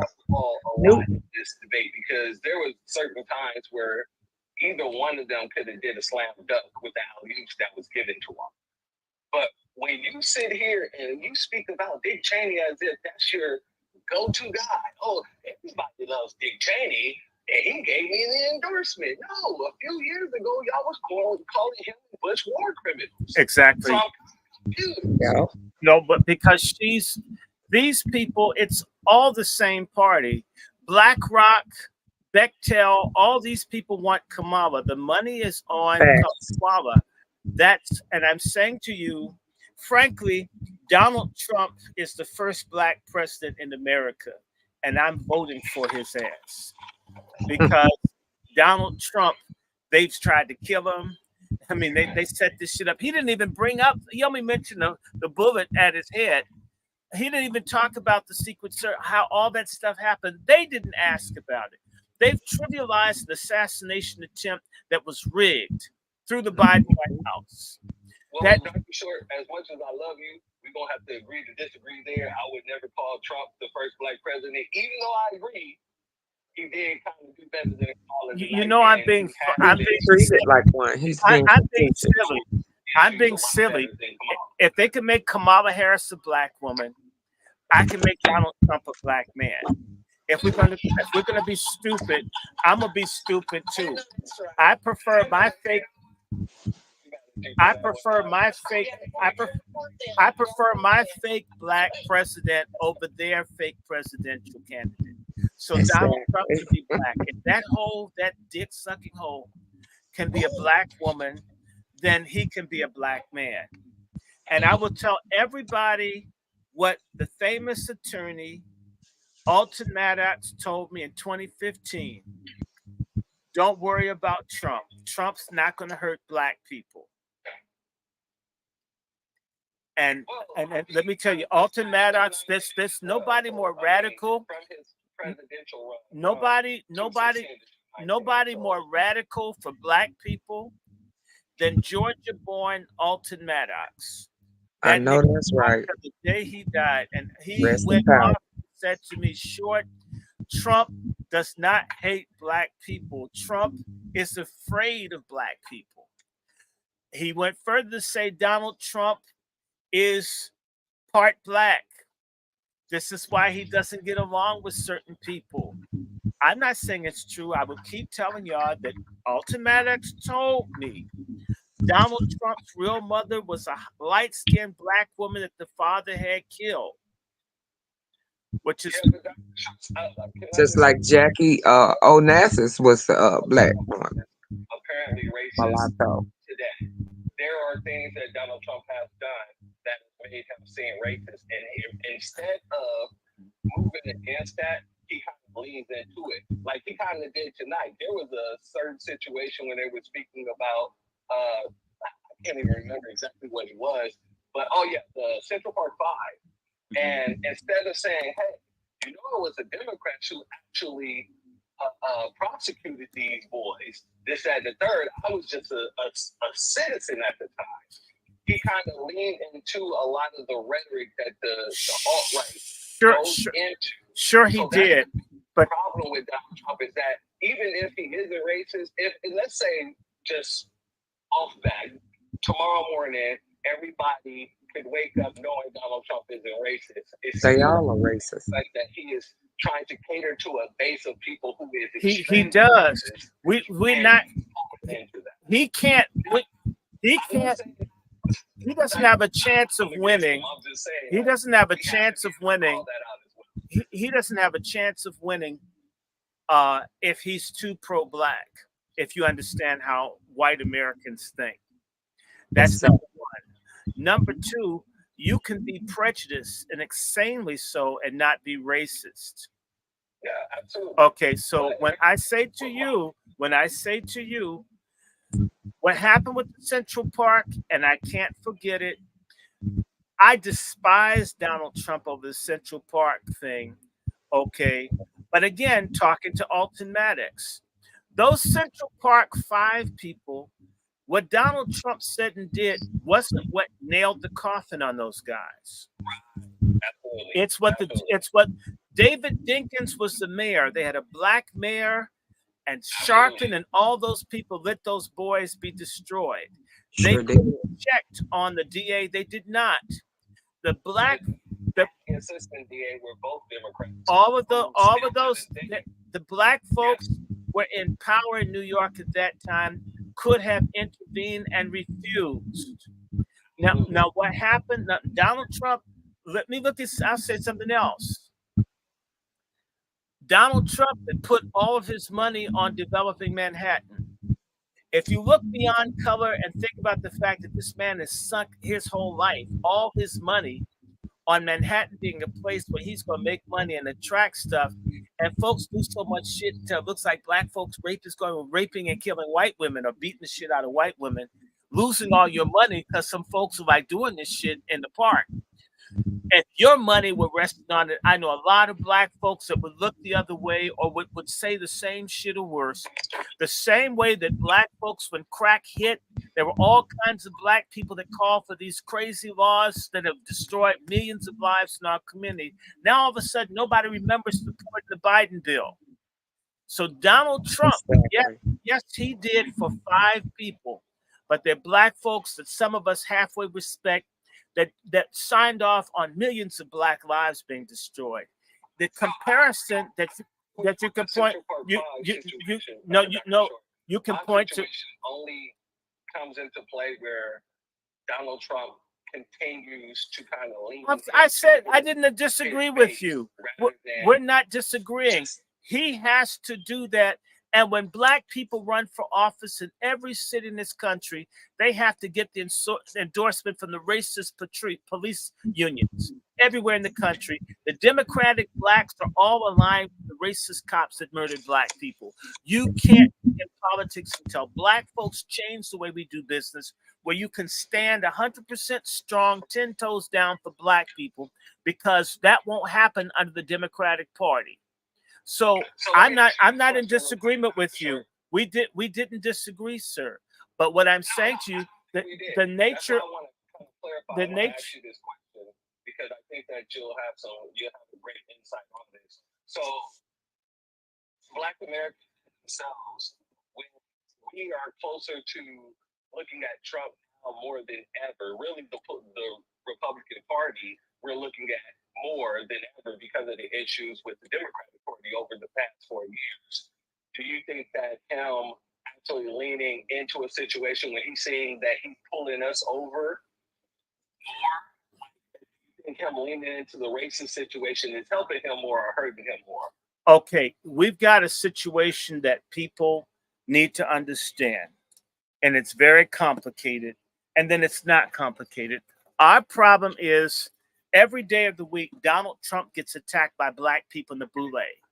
The prosecutors, the judges, all of these people, the Roland Martin, all these people in the Boule constantly attack Trump. And they speak as if they represent black people, and they only represent the Boule.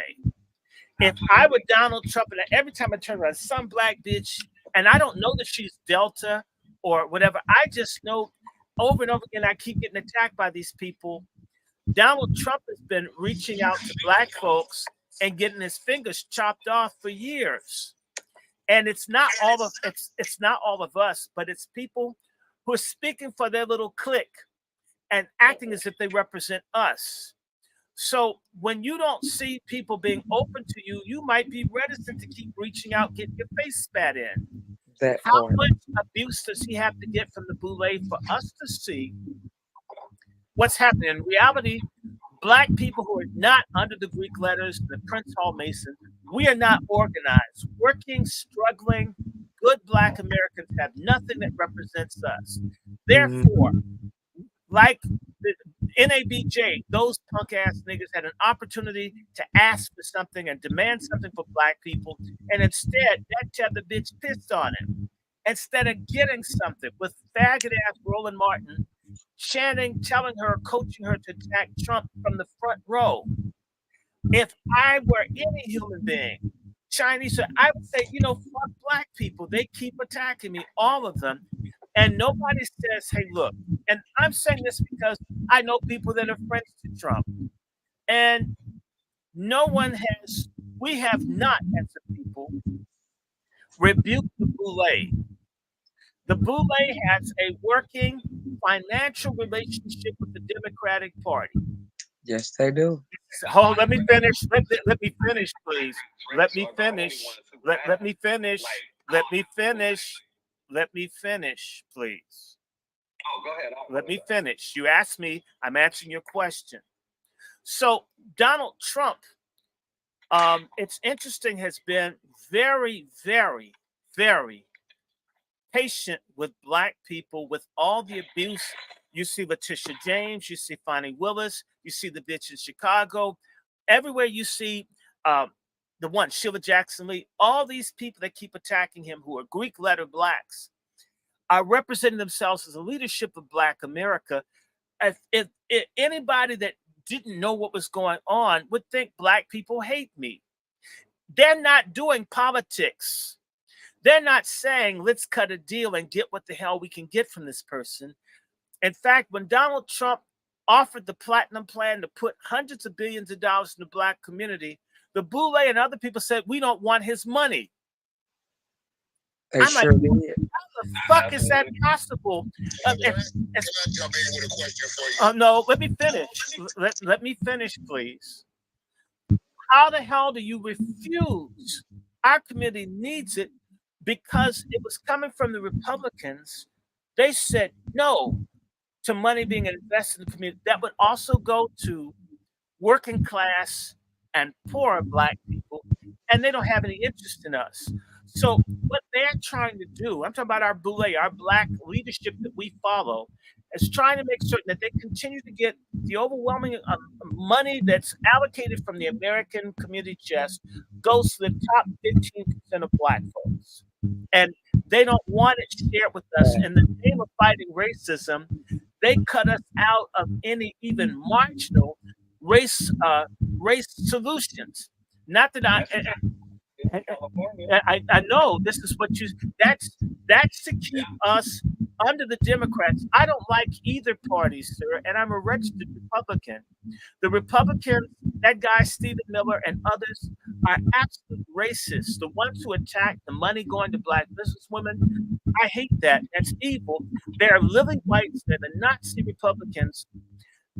Donald Trump has to reach them because as the media has attacked Trump consistently, people already think they know what's going on. They just hate him. You got to get your votes where you get them from.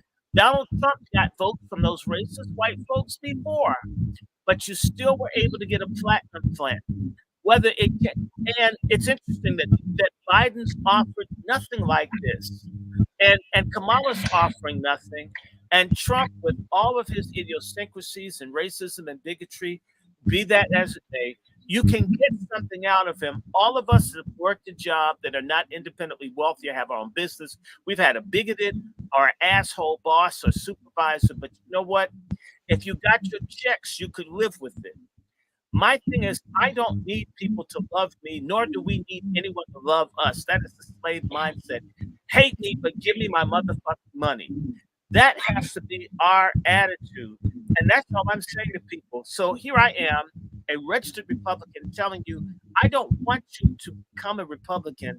I want you to be a Black American nationalist that votes your interests. Stay the hell home if they suit you. Support an independent Black party. I recommend a Turner Tubman party. We should have our own party, and I would be down for it, but I can't find people that think like me. There's so many coons, cowards, and people who say we can't. Oh, we're not ready for a Black party, and this is the problem. So Trump isn't the issue. Trump respects strength, power, and cohesion. If we presented that, he'd do it. In reality, what you need to know, on the Republican Party, you have a bunch of fucked up people, nigger Republicans, or Republicans as I call them. Donald Trump went begging these Black Republicans to tell him what he needed to do to get Black support. Those motherfuckers told Donald Trump, we don't need anything special. Okay, I know some of those things. By the way, they wouldn't let people Republican like me in the White House. We would have been asking for shit. They kept everybody away because they want to be the only ones with contracts. Yes, and they're Boule. They're Greek. Okay, so literally you've got Greek Republicans and Greek Democrats. The Black community is under dictatorship of the Freemasons, and Black leftists, and the Black Boule. And there are about 3-4 million people. Less than 10% of the Black population is jamming us. They make that sounds about right. According to the 5%, that sounds about right. 10%. Hey, but if you don't mind, Go ahead. I want to jump in with a question about policy. Since we're talking about Democrats and Republicans, and I look at the presidency of Biden, and I see where he signed in, and the Democratic Party in the House and the Senate was able to produce a Asian Asian hate crime bill for the Asians. And then when I look across the aisle at the presidency of Donald Trump, I see that he actually did an executive order to for Asian businesses. This is an Asian business executive order to give them resources and support during the pandemic and things like that nature. So, with that being said, I like to look at what they agree on too. When I look at Democrats and Republicans, the way I really know them is what they agree on, and it seems that they agree on what to do with Asians. And with that being the case, why shouldn't I think that they agree on what to do with Black Americans? You know what, Warren?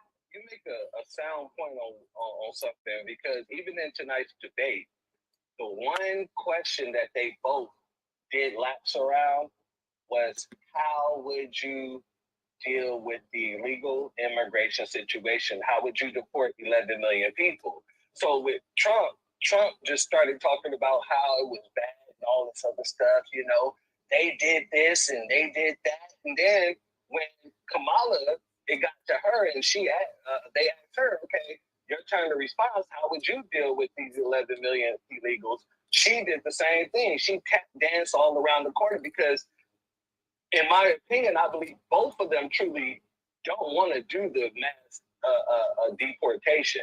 Even if Trump does the deportation, he's not going to do it to the level where it's going to hurt any of his business partners. And Trump in the last few weeks came out and said that he agrees that we need a mass influx of immigrants, but he just differs on where those immigrants should come from and how they should be processed into the country. That's his difference. And that's my point. So I'm totally in agreement in your assumption on this, because even in that debate, I was able to look at that and say, oh, so, okay, so you both want immigration. That's what this is. Because even when Trump was in office the first time around, yes, there was a lot of deportations, don't get me wrong. But here's the thing, though. People that was in ties with Trump, their factories wasn't raided the same way other factories was raided. And they wasn't looking for illegals in the same way they was looking for illegals in other places. You get what I'm saying? So I truly understand that. But the way that he was asked directly, how would you get rid of these illegals? It was a very simple question that Trump usually asked. He usually answered. He usually go off work, just, hey, you know what? He would people on the next day, the second and third, but neither one of them actually directly answered that one question. And that's what I noticed. Because you guys aren't white voters. If Trump comes off as they're going to hit him on racism, that's what he's got to constantly duck, and that's why neither one did it, to avoid the whole liberal. They're trying to get undecided people. He did to duck racism because he knows as of right now, majority of Black Americans are on the side of not wanting these illegals here. Right. Like there's several polls out right now showing that Black Americans are fully against these illegals being able to come here, especially because of the fact they're committing crimes, especially because of the fact that they're getting paid to be here, they're getting housing, non-down payment loans. But here's the problem. But hold on. The issue is this politics. You've got to get votes. He constantly says this, but people don't listen. You got to get in first. The American public is fickle, and the American public is intellectually lazy. And if that media starts spinning, Trump's going to deport people and destroy families and put people out, even though there were pictures of kids in cages under Obama and they attribute it to Trump. He's got to think about how he deflects from what they do to him every time he does something. So let's be honest, that didn't even affect him in the last election. It did. Yes, it does. It does. In his first election, he was talking about the exact same thing. But when they put the kids in the cages, when I talk to people, unlike you, I do more with politics maybe. When you try to even talk to people, they sit up and scream the stuff they send on television.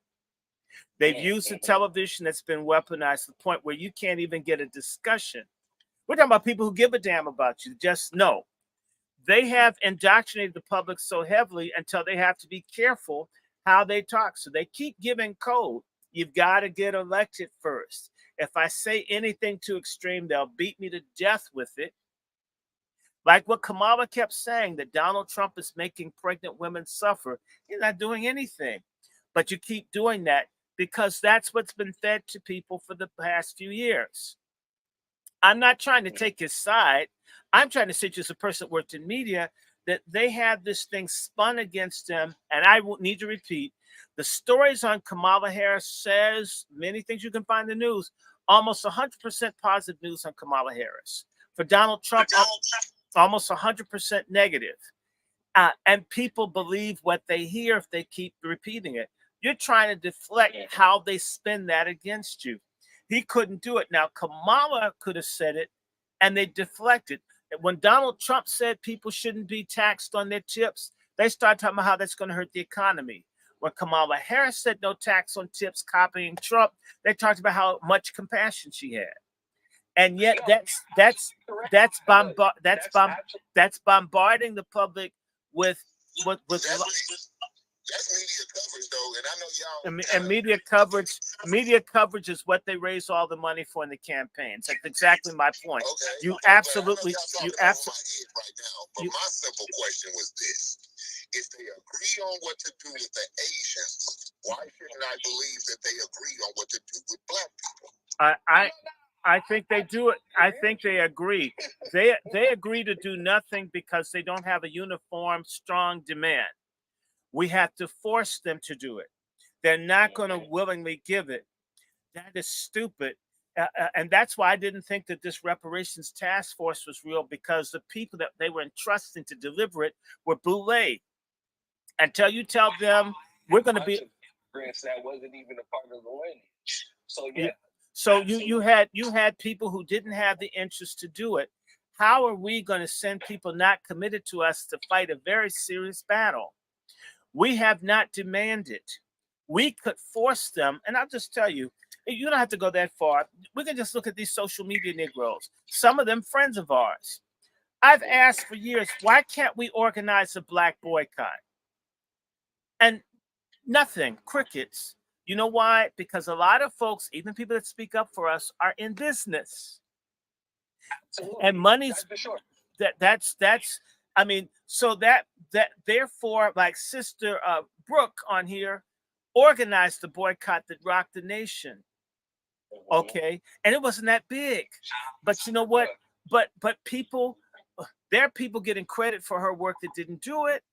Right? We have the economic nuclear bomb to demand it, and people refuse to use it. Why? Because all kinds of people are getting paid off of our misery.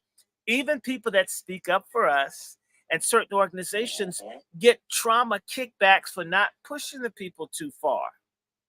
And so I'm experiencing that very thing what you said right here in St. Louis, Missouri, where the mayor, using an executive order, has impaneled for going on 2 years, over 2 years, almost 2 years now, 18 months now. They've impaneled this reparations commission, and fortunately for us, hopefully it's fortunately for us, most of the panel is composed of people who are of the lineage. I can think of one that isn't. He obviously isn't. You should get him off. We come to these people, I go to these people, and I say what I say. And I know that there's going to, I talk my talk, but there's going to have to be a big stick behind it. There's going to have to be some consequences if they don't do what I ask them to do. And the consequences that I'm asking people to do is the Martin Luther King Boulevard Initiative. So if you live on if you, in your city, there's a Medgar Evers Boulevard, like in Jackson, or there's a Martin Luther King Boulevard, or there's a Malcolm X, any of these boulevards that are leaders and ancestors, any Black American business on Martin Luther King Boulevard, go out of your way to support it. All the ballers, not the people who walk in, not the poor folks. This ain't for them. It's for all you ballers. You know, you go out of your way to shop at shops on Martin Luther King Boulevard that are owned by Black Americans. And if it's not, and if it's on Martin Luther King Boulevard and it's not owned by a Black American, go out of your way to avoid it. And I don't need everybody to do that. I just need maybe 10, 15% of the people around here to do that. And we'll put a lot of them out of business and begin the process of building our economic centers again. That's just a firing point. But you know, when I say that, crickets, nothing. Because they don't nobody wants to fight. Nobody wants to use they their don't power. So I get what you're saying. they don't really mean it. And this is what I'm talking about. The betrayal. Hold on, let me respond to him, please. Okay, that's what I mean by the betrayal. It's a constant, and we have to figure out how to make examples. Like Roland Martin should be driven off of YouTube. We could crash him. We have to make examples of people for word to get around. Until that happens, this will continue because most people see no consequence for being against their own community, which is why I would encourage people to begin to look at whether it's the resistance under the Nazi occupation, how Third World or other movements for national liberation have occurred, and start to see who you could find that gets it. You see, in our community, there's no consequence for being a coon, for being a betrayer, for not doing what little you could do. This has been the accepted standard. Until that changes, and until at least you show an example of someone, then why would anyone change if the money is all under white supremacy and Black betrayal? That's our economy. We need to reset it. We've got to do that reset. And it doesn't take a whole lot, but a little. And it may not happen in your city, but maybe there's a place where someone's making too much noise. Mute yourself, please. Or let me mute everybody. Okay. Let me just mute everybody because someone's making noise. You've got to find out where there are people on the ground where you at least have what's called a base community where you have a certain number of dedicated people willing to take a stand and work there. I need to remind people that whether it's Dr. King or the Student Nonviolent Coordinating Committee or anybody, oftentimes they had to shop communities because all over the country, there were Black people that accepted being inferior. For example, when Dr. King went to Columbus, Georgia, he couldn't even go to Columbus, Georgia. All the pastors promised to stop Dr. King's ass if he came. Dr. King tried to go to various cities, and the pastors were there to fight him. They were Greek and Masons. That they couldn't go everywhere. There's certain communities who weren't welcome to stand up for Black people. We need to understand that the Black elite is adverse to the mass uplift of Black people. And that must change, but there has to be people who don't want to go to the backyard barbecues, that don't want to go to their private golf, who really can't care a fuck about the Black elite. The same way that the white Tea Party people, as I always propose, we need a Kool-Aid party of folks who are down for broke ass niggas getting their share of America. I don't give a fuck about 6, 7, 8, 9, 10-figure Black people. If there are other folks who can't even get some fucking stovetop mac and cheese. We have to find those people. We need to educate those folks and put pressure. It's not impossible. It requires that Black Americans overcome this respectability bullshit that we're on, where if someone's old or if someone achieves something, you can't criticize them. The same way I'd make fun of faggot ass John Lewis. I don't care how many white cops beat his ass. He wasn't relevant anymore towards the end of his life. And so, oh, you can't say that because he did something 50 years ago. We need to stop worrying about respectability. How could traitors, sellouts who supporting the slow genocide of our people have any respectability? How do we allow such a negative deal? Why are we such failures at negotiating our destiny, our fate. How does someone get to disrespect us like the mayor of Chicago? And some people, but not enough people, are demanding that he get moved. Do you get? And not only that, making him miserable and making all the aldermen that support him miserable. We as a people worship money and wealth more than white people do. Because I see white folks sacrifice wealth and money all the time if they believe in something. And reality, I'm going to say to you at the core of it, as a lot of black people have no morality. We have no absolute beliefs in right or wrong. If there's no absolute right and wrong, there isn't racism or white supremacy or oppression or injustice. It's just different individuals. If you're a relativistic black person, you're a moral, ethical traitor to what our struggle is, and that's many. Whether that's Megan Thee Stallion, Sexy Red, whether it's what's that dude, Hustle Simmons or Diddy, people who have no damn morals often are people we look up to because they have a couple of dollars. Whether they sodomize people or traffic, they've got money and someone else doesn't. We need to have a concept of absolute right and absolute wrong. And you'll find that black people like gray areas somewhere in between. And our enemies know that, and they play on our ability to ride the fence or not take a position. And in fact, you know who didn't take a position? Slaves. Go ahead. That's what I had to say.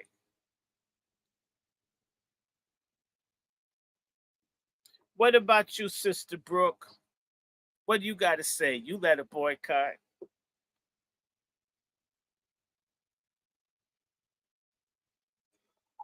I don't think Sister Brooke has a microphone, but I would love to hear what she has to say because I know she did. Let's see if she can say something. Invite to speak.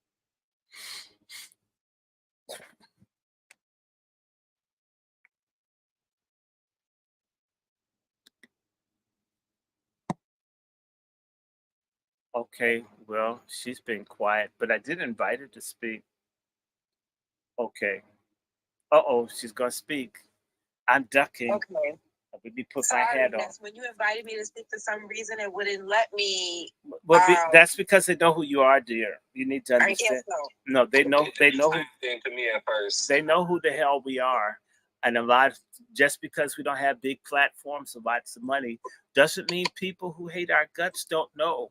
Trust me, they have lists of everybody. There's a book called Whiteout, and at one point, and I think it's still true today, in the late 60s, early 70s, 1 out of 10 black men had a federal file. That's how many of us are on listed as dangerous people. And I'm not even talking about shooting as it just anybody could make the list of dangerous black people who didn't kiss ass. So you've made the list, sister. If you're for freedom and justice, it's an honor. Coons don't realize they get on the list too, because they don't know how long a coon is going to be a coon. Coon may not get a job or have this high-level woman walk out on him and get dogged in divorce court and discover they're black or get beat up by a policeman. Go ahead, sister. Let me be quiet. I'm gonna mute myself. Chat. Okay, so I'm going in and out because I'm getting orders ready to mail out tomorrow. So I just heard my name about the boycott. Yes. Well, Jess, what do you think about boycotting? What do you think about boycotting as something that could be done effectively to empower people? I definitely think that it's something that you can use because when I had that situation, like I said, when I saw what happened at the nail shop, I didn't know any political figures. I didn't know anybody in the area that could probably help me achieve my goal, which was shutting it down. But all I knew is that if I caused them to not make any money, then they couldn't pay their rent. They can't pay Con Ed, which is our electric company here, and they would be forced to close. And that's exactly what happened. The politicians lied to us at the time when that happened. I was a Democrat. And so I saw firsthand them lied to my face, lied to our faces. And then after the election, the nail shop opened back. I watched them firsthand send out agent provocateurs to make sure that we ended up with a clash with the police. I watched firsthand the Democrats I watched firsthand Eric Adams ignore us when he was the borough president of Brooklyn before he became the state mayor that we got right now. So I know firsthand that boycotts definitely work if they are executed properly. And if you have, and you don't even need every single person on board, you just need a large majority. And as long as you have a large majority, because we had one or two, people that went inside the nail shop and got their nails done, but what is $20? Yeah. When you have rent to pay, that's and you have beautiful. electricity to And let pay, me for a ask you a building that you're keeping question. open and the lights on all day. Can I ask you a question? Boycotts definitely work. I'm definitely for them. And I wish, I'm not even going to say it that way. I'm going to say it in the affirmative. We're going to learn or relearn the power that we have, and we're going to exercise it. Amen. Now, sister, I have a question to ask you. Sure. Have you noticed that Mayor Adams looks like a child safety sticker? I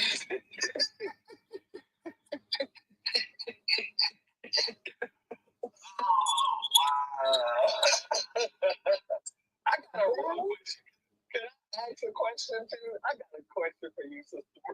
Sure. So I watched that last live that you did, right? Talking about, she who shall not be named, and sweet Willie. Yeah, that was a long one. Yeah.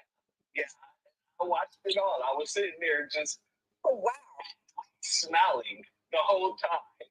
But did you see anything in her performance tonight in the debate that would make you say, maybe I thought about Kamala a little bit wrong? Absolutely not. There's nothing that Kamala could do in this life or the next that could make me forget about the things that I read, the articles that we read of the things she did in San Francisco. And that's something I don't understand. How come Trump didn't bring up her record in San Francisco? Because he doesn't know her record in San Francisco. And the people, he didn't know? Hold on. Let me explain to you. Just so people understand. The brothers that were making a comment about racism and bigotry and Donald Trump, I didn't argue with them, if you noticed. That's not what I know on firsthand account, people that are close to Trump, a lot of people are racist or they're stupid or both. And efforts to try to educate the campaign on how to fight, they're a bunch of trust fund asshole fucked up white people who know every damn thing. And therefore, black people who are on the Republican thing, whether that's Daryl Scott, nobody can get this thrust to them to get this out because they don't listen. These are white people that know everything. And I'm going to say this, what's going to be the death of white America? Them knowing every fucking thing. Them just being so perfect. There is a perverse narcissism in white folks that act as if they built this country by themselves. Nobody ever did anything. No one ever invented. Just everybody wasn't shit, and white America emerged. And everybody owes everything. Civilization. No one did anything but them. And facts don't matter. So 25% to 1/3 of the American Revolutionary Army was black. And yet you'll almost never see representations of blacks as Revolutionary War soldiers, right? Do you get where just because white people are the biggest liars to themselves about who and what they are. And that's part of white privilege, is being able to live in a bubble of self-deceit, lies, and narcissism. What people don't like about Donald Trump is how most white people to some degree are. He's just more blatant and unpolished about it. And you can't tell them. It's the same way one of Trump's friends that I went off on last week when we were talking about Kamala's record, what he got out of all the stuff I sent him is that Kamala Harris had oppressed minorities. And I went off on him. You jackass. She did not oppress minorities. She oppressed Black Americans. You're a Jew. You don't give your reparations money to Armenian victims of their Holocaust, do you? No. So why, when people hurt Black folks, do you need to spread this to others? Why can't it be us, the focus? They try to say, look, bastard, I'm trying to get Black people in swing states to vote for Trump, not minorities. Because in every state that you guys are worried about are where Black folks could be decisive. She's running as a fake Black woman. Everything is around Blacks, and you get minorities out of that, you're clusterfucked in your head. And what is it? Black Alpha was on the call. He was shocked. This is, I talk to people, I talk the same to you as I would talk to anyone else. I don't hate people who are white. I can't, it's ridiculous. I have people in the family that are white. That's dumb. I don't like ignorant, dangerous people. So Donald Trump does not get certain sorts of facts. People like Roger Stone that could help Trump are excluded because if you think Black people are dysfunctional, you don't know how dysfunctional white people are. The thing that holds white people in America together is the contempt, hatred, and so forth against Black people. That's where there's this unity. Even the illegals and everyone else can come here and gang up on us.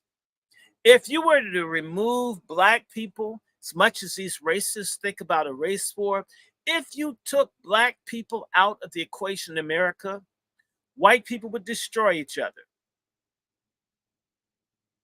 They need it. Is us. If you've ever been someplace and you're the one Black person there, all the white people hate each other, could all get together to be against you, and they couldn't stand each other, but they can all agree to hate you. That is their cohesion, their power, and their wealth. It's the collective hatred of us as a people. That's what makes them who and what they are. That's what makes an American white, is this unique concept of being superior based on skin color and all this other stuff. That's what makes them. So there's no way that you can have a Republican and or Democrat with a large number of people around them that are native white Americans who don't have all this toxic garbage in their head. Their parents and grandparents and everything reinforces this. They did a study within the last few years and found out the vast majority of white folks don't even have one Black person that they know. And I told that bastard, it is a fucking study in insanity that you live in a country with 60 million Black people and you don't understand anything about them. You and I, nobody Black in these conversations could make it if you didn't understand white people. And you couldn't make it if you didn't understand Asians and Latinos. You better understand everybody. Part of white privilege is I don't even have to take time to figure or care about who or what you are because you don't matter. We're an afterthought. That's part of the denial that we're here or that we're significant. That's how they do almost everything. This is who they are, what they've become. That's why people come here to look down on you. Even people from other countries that are Black know this. And this is why we need to delineate, because that person that comes from another culture that knows that America ultimately hates its native Blacks more than foreign Blacks, knows that they can be a middleman and play against us and benefit. It's absolutely important for the delineation. And in reality, this is why the Tethers and other people are so terrified of delineation, because they're drinking the blood out of our veins, the marrow out of our bones without giving anything in return. They know it's wrong. Okay, I can't go to Ghana and tell a person that's a con to accept me as a con when I'm from America. It's unheard of. It is because part of us, Black people, Black Americans, are mentally and spiritually weak. That is why we're pushed around. And that is why that gentleman is going to do the story and put out some of the stuff on Kamala Harris's record in California, because I refused to kiss someone's ass that worked for Trump who thought I was going to beg them. Fuck him. And if you don't believe me, I can pull up the damn discussion. I says, if he's interested, great. If he's not interested, that's great too. Hint, hint, I'm begging nobody. In fact, you're paid. I'm bringing a fucking gift that you'll be able to boast if he wins that I found this when you didn't do anything but, like Elvis Presley, copy something that was handed to you from a black person. And I says, let his ass lose. But I'm not going to be pimped. My name isn't Kamala. And I'm not Jelly Hole Martin. I'm not clapping my ass for acceptance. Donald Trump is surrounded by fuck ups. And he was surrounded by fuck ups last time. It was a fluke he won. There are people around him setting him up to lose who are white, who are against him. You could never tell him that because part of being a white man, like he's learning with the assassination attempt and dragging to the courts, he's never understood what it's like to be black. Someone could pick you up and put you in jail for 30 years because someone said that you don't know. He's just beginning to realize life isn't wonderful, fair, and you always win. For Black Americans, you can lose winning, doing the right thing and still not. That's what we know. You can pay 10 times the price for a house and still lose it. That's not the white experience. That's unique to us. And we can't expect people that's foreign to get it. In fact, we shouldn't worry. However, I want to say to you, with the BRICS and all these things happening, in case y'all don't know, China invaded India, an Indian administered territory today. The world is changing.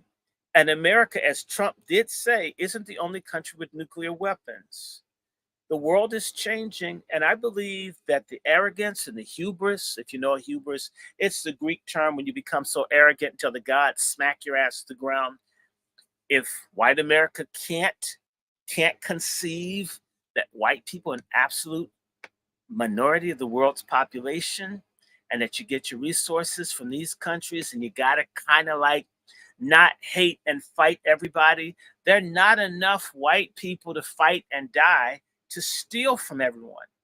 You're going to have to figure out how to get along with the rest of humanity and stop pretending that you're in some superior race in the clouds above the people.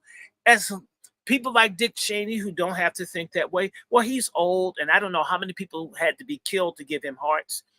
But the time is running out.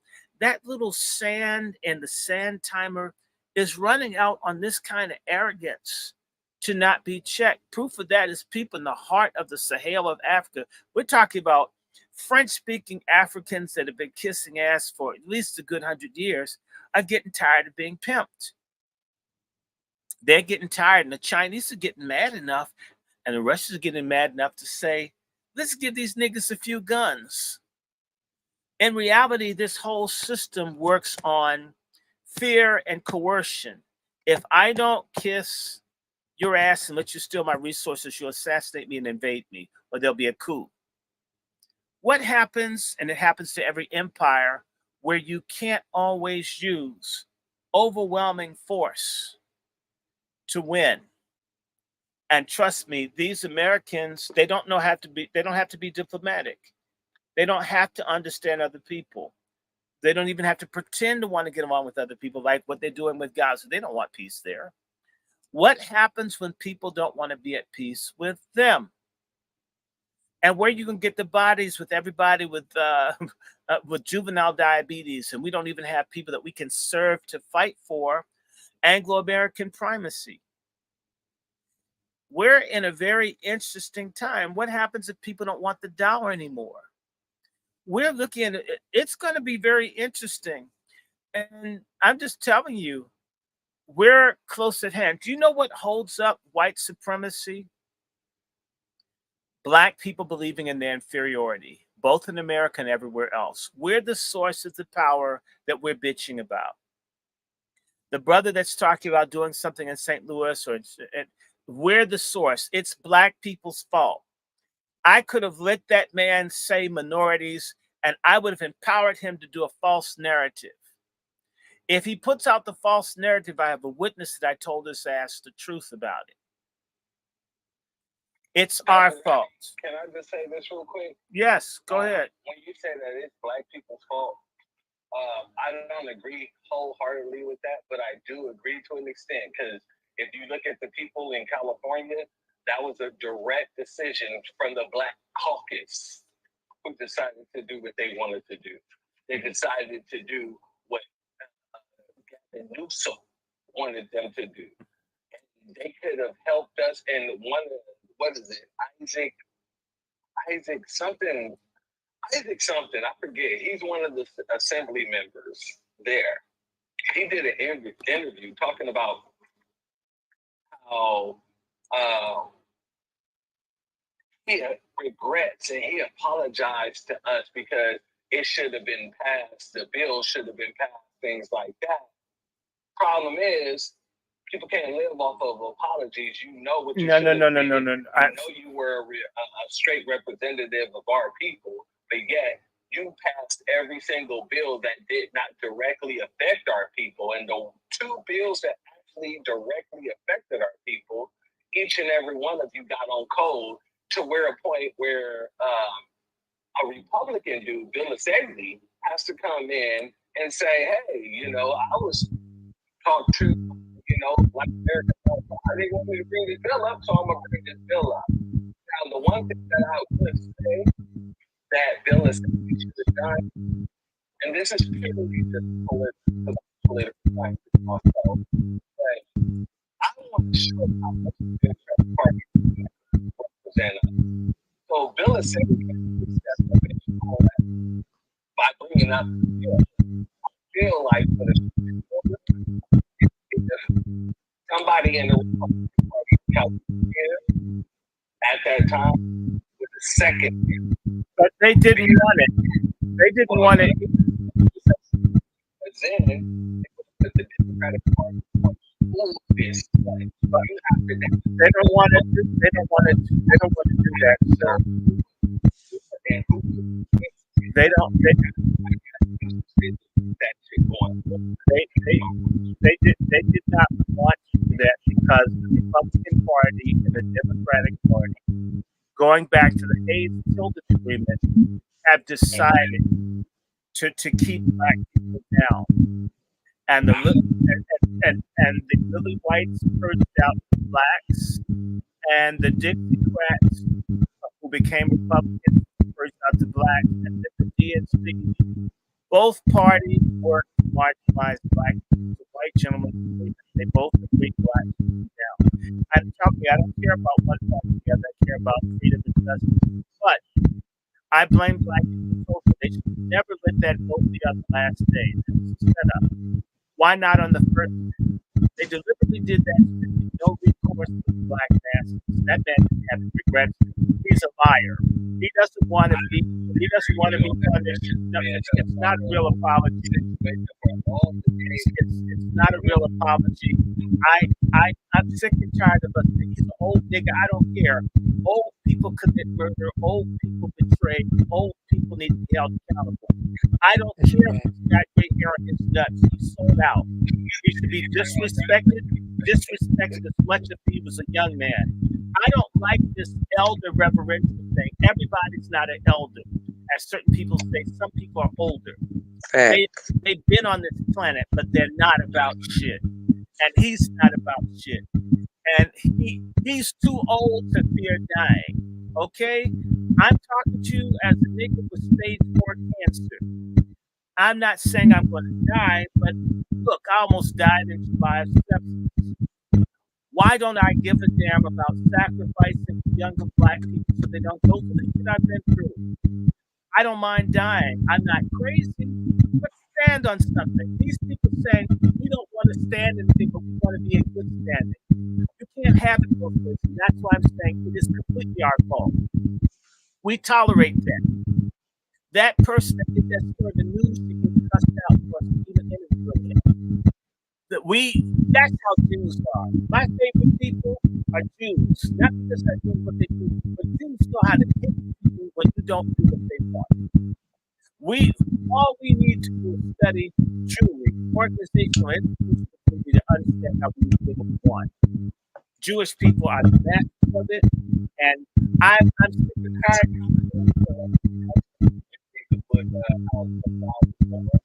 Yeah, but I don't.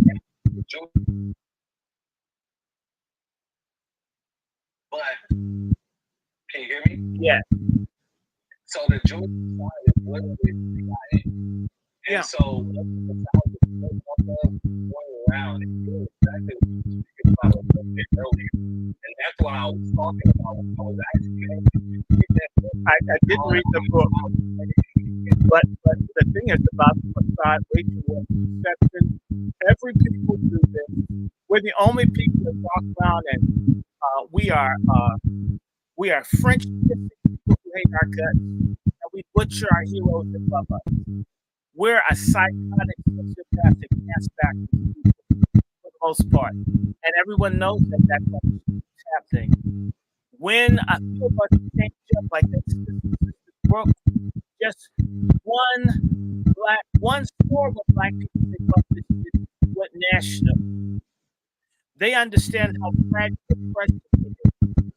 If you're familiar with nationalism, going from William Tell at the archery contest, with one person can fuck this shit, and then you have a country that's born out of one person not kicking ass. Or Rosa Parks saying, I don't feel like getting up on feet. Creates movement. You only need the right situation for things to explode. That's why there's so much hope. That's why they're pushing sodomy. That's why they're pushing all the transgenderism. That's why they're pushing this bad order, fake ass nigga preachers like fake cakes. They've baptized our and filled and conviction and degeneracy. People can't look quickly or clearly out of the forward. This is some of us have enough to say there's no excuse. As Stalin said to the Soviet army, you are not to turn back. I will shoot your ass where you stand. What we say is, well, I understand he has a wife and kids in a good house, so he betrayed. Fuck that. And that's why I have to say, I'll tell you something. I'll give you a good example where they have us by the balls. I'll take the King family, Bernice King, who I assure you supports Kamala Harris. We'll forgive her ass because her father got shot. We have people get killed every day. Goddamn the King family. If Martin Luther King's death or Martin Luther King's living means that his children get to fuck us up and get rich, then fuck Martin Luther King. He's useless to us if it doesn't serve our survival as a collective. And that's not saying I don't value Martin Luther King, but how dare this kind of thing where someone's parent, whether it's Isaac Hayes' fucked up, semi-retarded son, you get these dumbass people whose someone in their family was great. It's not them. Okay? Facts. Great man. She wasn't great as her husband. Whether she kept her mouth shut about him cheating, she fucked Marlon Brando, so people say. Betty Shabazz isn't as great as Malcolm X. I'm not diminishing what she did that was great, but she doesn't compare. How dare people leech off the legacy of another individual? So what, you have common blood? I talk to people as I learned about genealogy in my family, right? King James is my uncle 11 generations ago. I haven't commissioned a Bible to be written. Okay, that's that man's greatness.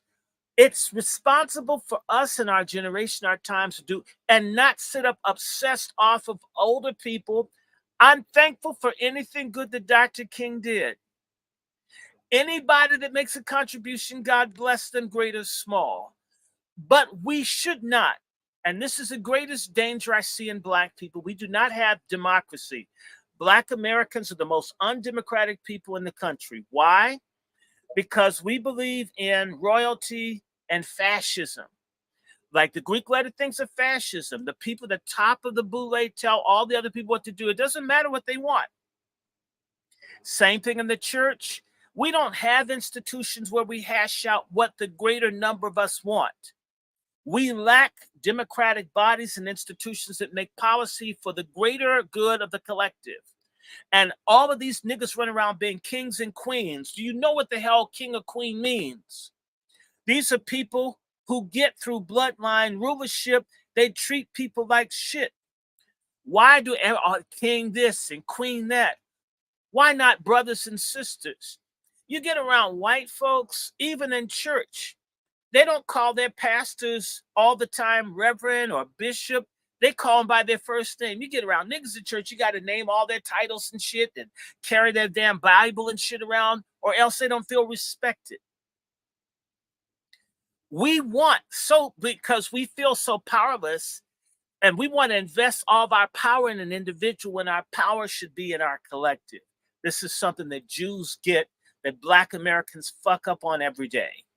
Stop looking for one single leader or a group of people, but why not be strong as a collective and look for things that do the greatest amount of good, not for 5-10%, but maybe 90% of us could live great. And maybe 10% of us are fuck ups with money or drugs, but it has to be different. But there's this big drive, and these Black cults and these Black organizations, like this one Negro, I won't call his name, who's endorsing Kamala Harris, and that bitch contradicts everything that his organization stands for, because I guess it's cool. And I guess maybe he'd like to lay with her. We need to get rid of anything that wants to center all the power and influence in a handful of people. And that's how they've controlled us, either through preachers, where they only have to deal with a few of us. And it's a way to dispossess and demobilize us. And we trusted people. We trusted Black elected officials. We trusted pastors. We trusted everything but us as a collective demanding what it is we need and want. And there should be institutions and groups of us that educate people politically and economically to know what we want and why we need it and why we have to have it and how we're going to get it. And I don't claim to have the answers. I'm not trying to put myself out there that way.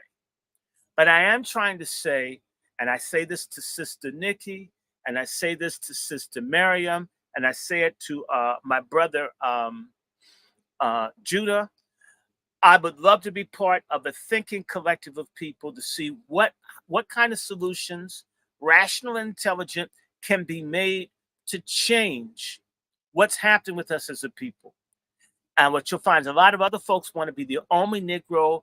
And they would love for every other Black person with a thought in their head to be dead. So they would be the ones patted on the ass and invited to the Bohemian Grove orgy and all that stuff. And they'd be the only one there. We have to beware of those kinds of people. And again, I'm saying to you, I don't hate anybody. And I'm not running to be around another group of people. I don't hate anyone. I'll tell you what, my great-great-grandmother is German. I got all kinds of white answers, but I'm a Black American, okay? I'm quite comfortable with who and what I am. If I were darker, that would be cool because I like dark skin. I've done the best I could. I used to be a lot lighter. I was trying to get dark. I didn't like the whole mulatto thing. That was kind of embarrassing. But still, I like me. We have to come up with the ability to love self, protect self, nurture self, rule self, govern self, make policy for self, provide, feed, and educate self. And it is doable because it used to be done. And in fact, our problem is the Boule and others have demanded assimilation and forced integration with white people when other people don't want to be integrated with us. And they have the right to say no. Have you ever had someone that wanted to be around you that you didn't want to be around and they would do anything? It's annoying. It's insulting to not respect white people not wanting us around. But we should want to be around ourselves. And we should also have order so it's fit to be around ourselves. Because you know what it's like to be around Black people who don't give a damn, that piss and shit in the street and destroy everything and smash bottles. That kind of shit needs to be crushed. So if I live in a Black neighborhood, it's safe and I'm happy there. These are the things that we have to strive for. I need to stop because I've got to get up early. But we can do this again. I want to read some books. Again, I'm Dr. Randy Short. You can always reach me through Gmail, wrandystewart@gmail. You can always send me a message. I want everybody to look up the Patriarch Summit website. I'm looking for Black female leaders to reach out to me because we're trying to put together a summit to talk about Black women and health on December 14th. I also want to hear from men that want to be part of our future Patriarch Summit. We may do it in January. People who want to present and share, because we've got to figure out, we used to know each other. I mean, I know niggas that know about kimchi and they've been to Japan and they can eat with chopsticks. They've been all over the world and yet don't know other Black people. Many folks are activists, don't even know the people in their own city. We've become weird running after everybody else, and yet we haven't learned how to run to those of us that are worthy of our time. I want to also, hold on, let me finish, and I'll let you go. I want to remind everyone about the Patriarch Summit, the WASI Summit that's under the Patriarch Summit. Come on in. And I want to say to people, we will be doing more stuff on health. I feel better. So, you know what? Thank everybody for the prayer and donations. I've been using it for herbs and stuff. I thank you. Continue to bless through our GoFundMe, which you can find the Patriarch Summit link there, or you can go to Patriarch Summit. My commercial, my Cash App is Dr. Randy Short, $ Dr. Randy Short. My Venmo is Dr. Randy Short. My Patreon is Dr. Randy Short. Okay. My Zelle or PayPal is wrandyshort@gmail.com, which is also my personal email. And I do respond to people that aren't doing stupid stuff. I am racist against ignorant people and time whores. So if you're serious and intelligent, I'll try to have as much of a discourse as my time can afford. We will be doing more of these. I'm going to try to do one of these tomorrow. I want to talk about Reconstruction because it's important. This book here, Eric Fonner's book, if you can get your hands on it, he has a good chapter showing how Black leadership back right after the Civil War betrayed Black people, and this has been an ongoing thing. It's not new, and we have to stop it. Now, brother, you had something you wanted to say. Anybody? You were saying something. Ready? I just wanted to thank you for allowing me access to you, allowing me to come up and speak with you. I definitely want to send you an email. I wanted to send you a DM, but you just said in that whole space right there, contact you in the email. So I will be sending you an email because I want to speak with you about some things. And I'm in Texas, like I talked to you about earlier. So I don't know if you're ever going to be coming down this way, but if you're not, there's some things I would love to speak Where to you in about. Texas are you? So I attend Texas Southern University. But where is that? I'm sorry? Where is that? Oh, Texas Southern University is in Houston, Texas. Okay, well, Black Rose is in Galveston. I plan to go down there. That's a wonderful, beautiful sister. So I have to go into Houston to go to Galveston. So that's all fine. Reach out. In fact, I'll send you Black Rose's thing because she's an activist in Galveston. We got to build networks wherever we are. I know other people in Texas, and people need to, and everybody has a responsibility to find like-minded people. As I was talking to a sister in South Carolina, everybody can do something. A community garden, a book circle, a health and wellness circle. Do something that you can to relieve the suffering of your people. All this idea that everything has to be a protest and confrontation with white people is stupid as hell. Why not confront our traitors and confront the disparities?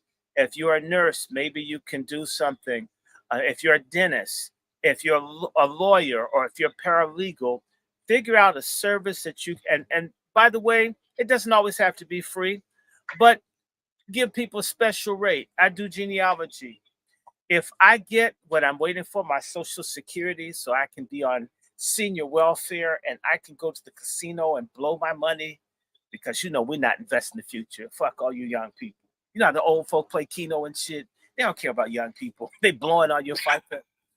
If I get my senior welfare, and I think I will, to celebrate me getting senior welfare, and I don't have to worry about every month having money, I'm going to celebrate and I'm going to do genealogical research specials, and I'm going to cut my rate until I decide to go back up on it. But let me get that. But I love doing genealogy. It's very important. People need to come together. And that's the other thing. If you don't have a family, you don't have a foundation as a people. A lot of Black folks have busted up families. It's completely fucked up. And you can't blame white people for who busted a nut 20 years ago and never claimed paternity, or the mother that won't tell the name of the father. This is the first thing, the most immediate thing that any Black person can do that's revolutionary is try to put the fucked up Black family together and do the best. Maybe you can't reach all your relatives, but find someone that is not so despicable and build where you've got lineage and friends and try to go from there. In fact, everybody should be a genealogist, because I'll tell you something. Once you start learning about who and what your family is and was, I keep running into people, even in doing this, that are my cousins I've never heard of, because I hear them from a certain town or place, and all of a sudden, damn. Like, there's a guy going through prostate cancer just like me. His last name is Boyd. I said, so you from Virginia? And he's my cousin. I don't even know what he looks like, but I knew the name. And I started saying, you from Brunswick County? Once you start learning this shit gets real crazy. You can hear one thing and know all about someone. You can say your family, you guys are all drug addicts. I know because of your name, right? I have a friend who has a family full of alkies and drug addicts. Whenever I hear that name, I say, keep their ass away from the liquor store. Do what you can do to bring about peace, cohesion, because people who love one another will spend money with one another. People that love one another will pray for each other. People that love one another will invest and protect and develop and look out for one another. Stevie Wonder's song, what the world needs now is love, sweet love. Part of what's happened to Black people is we've gone from being somewhat loving people to a very despicable lot. It comes through in the music and everything else. We need to develop love for self again. Okay. And I'm not talking about sex. Listen to all these women I'm talking to, and some of them are quite fine. Sister Brooke is fine as hell. Sister Nikki is juicy. Sister Miriam is nice. All these women are nice. I'm not laid up with any of them, but they're beautiful women. Why is the synergy happening? Because I'm not so much after their body as I am the ability to associate with good people. We used to do that. It wasn't unusual not too long ago for Black men and women to go out together, and it wasn't necessarily some sexual transaction. 2 trips to Red Lobster's a blowjob, a trip to the Olive Garden and Red Lobster, and to Outback Steakhouse is like I can hit them from the back. This is prostitution and degeneracy. This isn't who we are. We need to get out of the hog pen of prodigality and get to the sunshine of Black is beautiful, because right now it's damn ugly. And I don't feel ashamed about it. Look, I can tell you about who are slaves in my family. I could tell you that my great-great-grandmother that died in 1938 was sold and was a trick to some white dude. I have family in Louisiana and Mississippi, because those children probably didn't get free when my great-grandfather broke his wife out. So I have family who are the products of rape. But I like, hey, we need to be thankful for life and that we have a fighting chance. And that's why I said to someone, I'm anti-abortion. I'm here because people who were taken advantage of didn't decide to kill babies. That's the other thing I'm going to say to you. Nobody Black talking about abortion is a friend. Everyone talking about abortion is a traitor and enemy. All we have is our numbers. We've killed 20 million Black babies. We as a collective need to repent to God for all this killing. White people in America have not killed 20 million black folks, and we've aborted 20 million babies. When you get mad with white folk, think about all black folks who think it's cool to have 5 or 6 or 9 or 10 abortions. And I'm speaking, the greatest wound to my family is my grandmother died at 40. The numbers of abortions range from 6 to 18. I never got to meet my grandmother. My family is a wreck because of abortion. I hate abortion. I hate it every day. I don't care. Get the hell off my channel. I say it to anybody. I don't care about jobs or money. Abortion is so genocide. And Kamala Harris is a major pusher. How many black babies of Willie Brown or others, Montel, did she abort? Exactly. She will kill her own black children. She'll kill you or me. No matter what you say about Donald Trump, he never killed black children. Kamala Harris is proud of it. Beware. Let me get Yep. off here. Yeah, That's know on how the you see? soapbox. It's so sad for us to get behind a woman that wants to kill black babies.